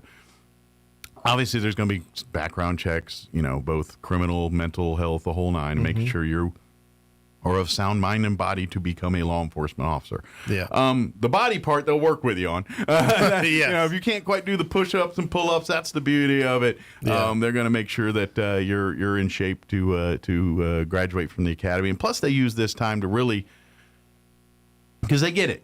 The knowledge base of you of a law enforcement is going to be minimal. Maybe you have a family of law enforcement, so you know more than the average person. Right. But by and large, you're going to be very naive to what the day-to-day life of a police officer is. And so they're going to use that couple months before you go to the academy to get you all that, to learn you the lingo, to learn the basics of it. So when you get to the academy, you can seamlessly go to the training and understand, because law enforcement's like military. They got acronyms for acronyms, and you got to know the lingo and the culture, and that's kind of where you learn it, is that first couple months, and and plus you get to meet the rest of the build the camaraderie side of the sheriff's department. As much as every individual deputy has a duty and they're out there every day, they're a team. They're on each other. They watch each other's backs 24/7, even when they're not in uniform, and that it's a family environment. And how does that nurtured? It starts at the beginning, hanging out and learning and, going through some hardships together, but also going through some good times together. Right. And doing And there is a lengthy process for the hiring. Once you get hired, then we'll start the application for the academy. Sure. But once you get done with the hiring and you're hired, you're doing training, you're riding with deputies. Like the guy that we have now, he's riding with deputies. He was on night shift. He's done courts. Stuff like that. Sure. So it's definitely not a boring time. Absolutely. But you really see the sexy and unsexy, the mundane and the unmundane side of the sheriff's department. I hate to burst everybody's bubble, but for every time there's a traffic stop or anything else that happens, there's usually a mountain of paperwork that goes with that they got to file reports and do it. Even if it is laundry type tasks, it's still a lot of it. So every time an officer makes a stop, every time they question you about, they got to annotate that. They got to have a record of that. Yeah. And so they don't show you that part on the cop shows on TV. Right. Yeah. They just show the guy sliding over the hood and busting the dude or breaking into the bank, and they do all that stuff. They'll show you the part where they're sitting at a desk behind a laptop, filing out reports and everything else for the next 6 hours. They're like, you get to do all this. Oh wait, but there's 90% of the paperwork that goes with it. Absolutely, and that's where you learn. But then you also learn all facets of law enforcement. So you come in now, it's like, hey, I love the canine stuff. Once I graduate, I want to steer my interest to canine, or I want to be the SWAT guys, or I want to do. I mean, all deputies are deputies first and foremost. They ride the beat, they serve and protect, but they're specialized. You got your canine guys. Anytime they need to search for someone or they need to search for drugs, and guess what? We got to call them out. Obviously, anytime there's a heightened situation where there's risk of life, the SWAT guys are there to serve and protect, and they'll. I'm going to take a guess when those situations happen. If they're on duty, they've got pretty much all their gear in the trunk, and they drop what they're doing and head to wherever the scene is and SWAT up, so to speak, suit up, Yes, and do what they got to do. But that's a whole nother. Guess what? You just don't learn how to be a SWAT guy overnight. So there's a lot of additional training and stuff that goes on there. Right. And then once you're done all that, then it's like, okay, go back to your day-to-day deputy jobs until the stuff hits the fan, basically. And wait around for that. Exactly. And we have our DWI guy who just recently graduated from drug recognition expert school. Okay. So that was been a while. So don't invite him to parties. He's going to nail your drugs every time. Just kidding. Right? He's like, that's meth over there, I can tell. Yep. Some fentanyl. Yes. Kidding. But, which has been a long time since the sheriff's office has one of those. Absolutely. So it's a good thing. Well, I imagine, because having that person here, obviously it leads to more arrests and things, but I think it also leads to more convictions and things because, these are the folks that, a lot of drugs can be a lot of things, and when you have people that know exactly what they're dealing with and the risk factors, the safety, fentanyl, everyone knows, fentanyl is a time bomb. Officers, people die just by touching it. Right. For a little bit. This is scary stuff. Yes. But having those folks to train our guys to really show those understanding, and at the same token, be able to use them in the term to prosecute and to help get these folks off the street. It's just, that's a very valuable tool. And I imagine it's because let's face it, we don't live in New York City. We don't live in Dallas. We live in Chavez County, New Mexico, where there's more dirt than there's buildings. And, so to have that level of qualifications in a place this rural is very, very, very fortunate for us. Yes. So, but like you said, we're always looking for more folks there. And, Absolutely. And if your goal is to serve and protect as a deputy, but you do want to, I know I want to be a detective. I want to be the person that investigates cases, and all right, we can get you to pursue that path there. Or if you're saying no, I want to be sheriff someday. All right, well, you got to learn the job first, and overall the job, then we can talk about being sheriff. Absolutely, and if you're unsure if that's something you want to do, we're always doing ride-alongs. You can always contact the sheriff's office, come in, get your feet wet, and sign up, just see how it fares for you. As a guy, I got an opportunity to do a ride along a couple years ago, and it was an eye-opening experience. I'm one of those guys. I watch the live PDs and cops, and so I consider myself an armchair warrior on these kind of things. I know a thing or two. Yes, but my eyes were open on that one because there was just, and I've told this story a couple times, but it still blows me away to this day. I'm sitting there with the deputy in the vehicle, and we're down in the south end of town, going through some of the alleys back there, and there was I'm going to assume a homeless man that was kind of just sitting up against the fence there, and the officer said, "Well, let's do a wellness check, make sure he's okay, not need medical attention or nothing." But as we're coming up on him, I didn't see nothing. I'm just sitting there in the dark, and the deputy's just kind of like, "All right, there's two guys back here, one over here. Watch this one. You stay in the car, but note there's two guys here." I'm like, where did they come from? He just had eyes in the back of his head, and I'm pretty sure every deputy gets that training and has that. But that amazed me to see that Yeah, like I feel like I said, I'm a people watcher. I like doing. I thought I was observant. I'm not nowhere near observant compared to what law enforcement officers are. That was a lesson I learned that day. I was like, wow. I mean, I feel like I'm not.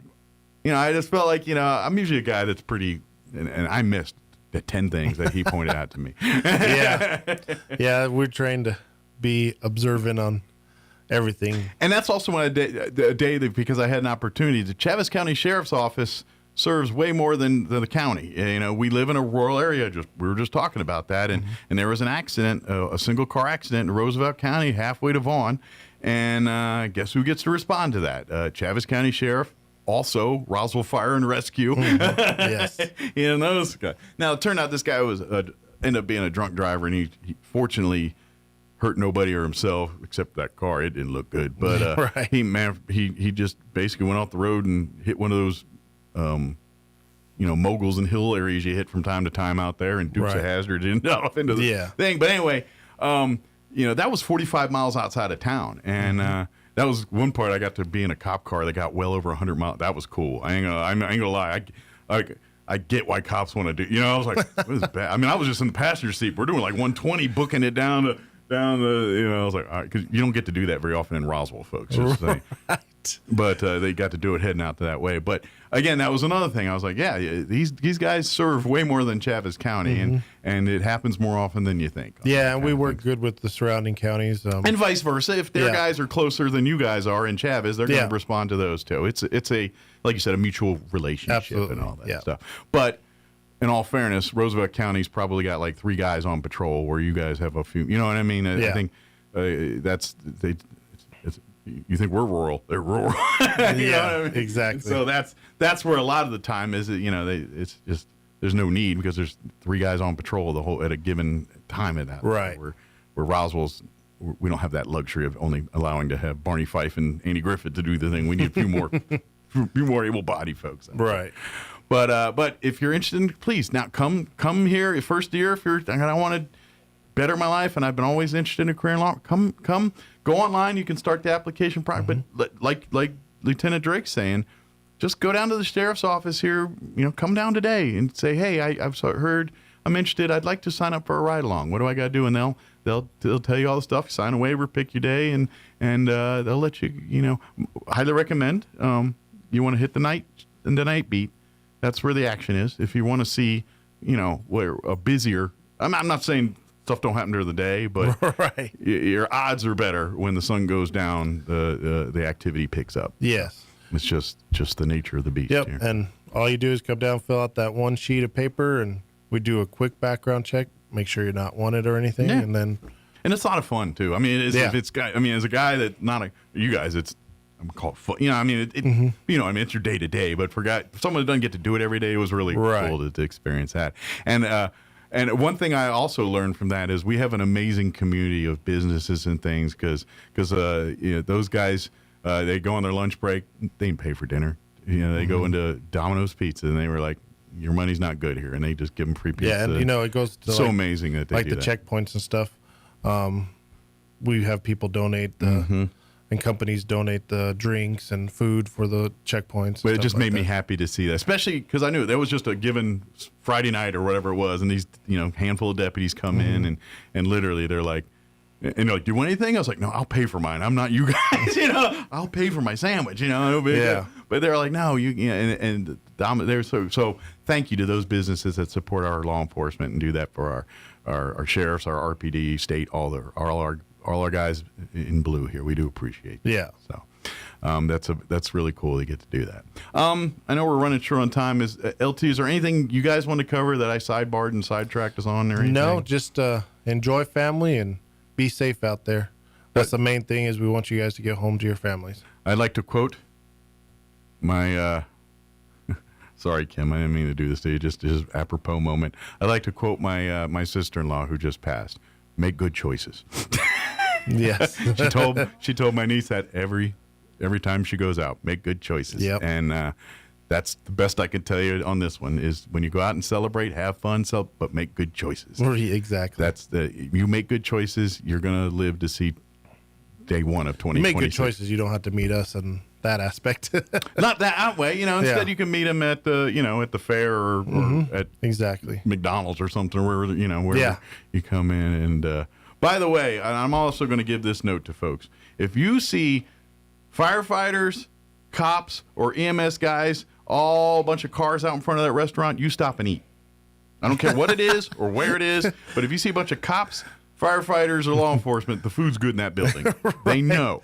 Yep. And so that's, like if I was a restaurant, I'd buy a fire truck and just park it out there. You know what I'm saying?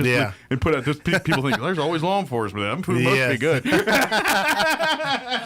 Yeah, we don't miss many meals. But I'd also buy radio advertising restaurants. So we don't need to buy radio. Just buy a fire truck. Yes. Exactly. Yep. Good deal. But is there anything did we get it all? I think we got it all. Excellent. Well, thank you very much for joining us here, and tell all of our deputies thank you for doing what you guys do, and wish you guys a blessed 2026, and stay safe out there. Same to you. And hopefully our folks will try to do the same here, so we can all kumbaya. All right. Good deal. But thank you, and we'll see you next time. Awesome. Thank you. All right. It is. With SRN News, I'm Rich Thomason in Washington. It has been a very busy day for American forces on the high seas. The U.S. now says it has seized 2 sanctioned oil tankers linked to Venezuela. The seizure is coming in back-to-back actions in the North Atlantic and the Caribbean. Could have wound up in the hands of U.S. adversaries, but instead, President Trump says the U.S. will be getting a big shipment of Venezuelan crude, many as 50 million barrels of oil, and Mr. Trump says will benefit Venezuelan and American citizens. The president praises the U.S. military for the capture of Venezuelan dictator Nicolas Maduro. He also has told Republicans in the House that if Republicans fail to win the midterm elections, the whole impeachment circus will start all over again. Watching Wall Street, the Dow is down 200 points, the NASDAQ 64 points higher. More details at srnnews.com. Your morning cup of Sean. This is the Sean Hannity Morning Minute. Opposition, radicalism, led by AOC, the squad, Jasmine Crockett, Chucky Schumer, Mamdani, Pocahontas, Grandpa Bernie. There's a lot at stake. It's only happened 3 times in 100 years the party in power maintains control in a midterm. It's only happened 4 times in 150 years. We have to defy historical trends to win this midterm election.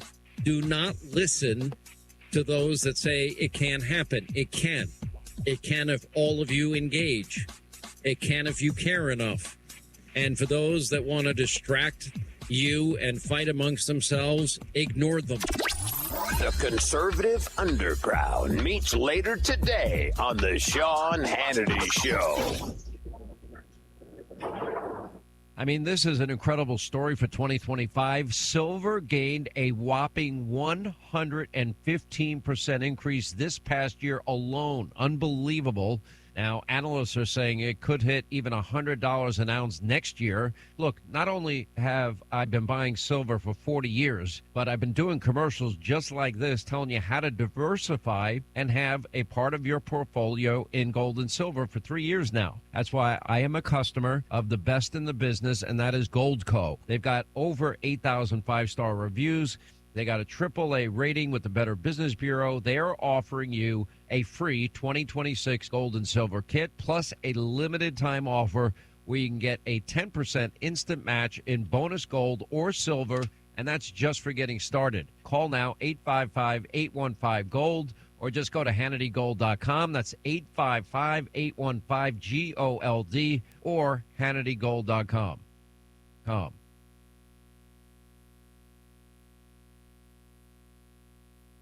It's time for the Chaves County Sports Report. It was a split last night between Goddard and Roswell. Girls-boys basketball doubleheader played on Goddard's home court, and Goddard won the opener. That was the girls' game, 43-37. Goddard's now 7-7 on the season. They'll host Tucumcari Thursday night at 6:30. Roswell 8-5. They'll play at Mayfield in Las Cruces Thursday at 6:30. Meanwhile, in the boys' game, the nightcap, Roswell wins that 56 56-45. Roswell also beat Goddard in the third place game of the Poke Horn tournament, 53-50. Roswell now 8-6. They'll play at Mayfield Friday at 7 o'clock. Mayfield's 9-4, by the way. Goddard will be part of the North-South shootout in Berlin. They'll take on Taos Thursday afternoon at 3:30. The Sports Report brought to you by DSI. Call DSI for all your office technology needs. I'm Eric Butler at Roswell's Talk FM 106.5. I'm meteorologist Steve Hamilton with your Pecos Valley weather. We could get a few showers today. We have a low pressure system cutting across our area. It'll be cloudy and our high in the upper 60s. A fairly good chance of rain and maybe even a few thunderstorms overnight. We'll drop into the upper 30s, and then we're right back to sunshine on Thursday. It will be windy, though. Afternoon high in the mid-60s, wind gusting to 35 miles an hour. That's your latest forecast. I'm meteorologist Steve Hamilton. With the Wall Street Business Report, I'm Rich Thomason. Wall Street's red-hot rally has cooled a bit, although the benchmarks continue to hover in record territory. Now, investors are turning their attention to global interest rates and uncertainty caused by the situation in Venezuela. This year could see prices at the pump tumble to their lowest level in 6 years. That's according to a new analysis by Gas Buddy. The average price of gas around the United States this year is expected to dip to $2.97 per gallon, down 13 cents from 2025. Gas Buddy is citing strong refinery output, lower oil prices, robust crude production, and softer seasonal demand as the main reasons behind this decline. Correspondent Bill Alexander. Warner Brothers has once again rejected Paramount's latest takeover bid and is telling shareholders to stick with a rival offer from Netflix. For the Wall Street Business Report, I'm Rich Thomason. On air and online, this is Roswell's home for talk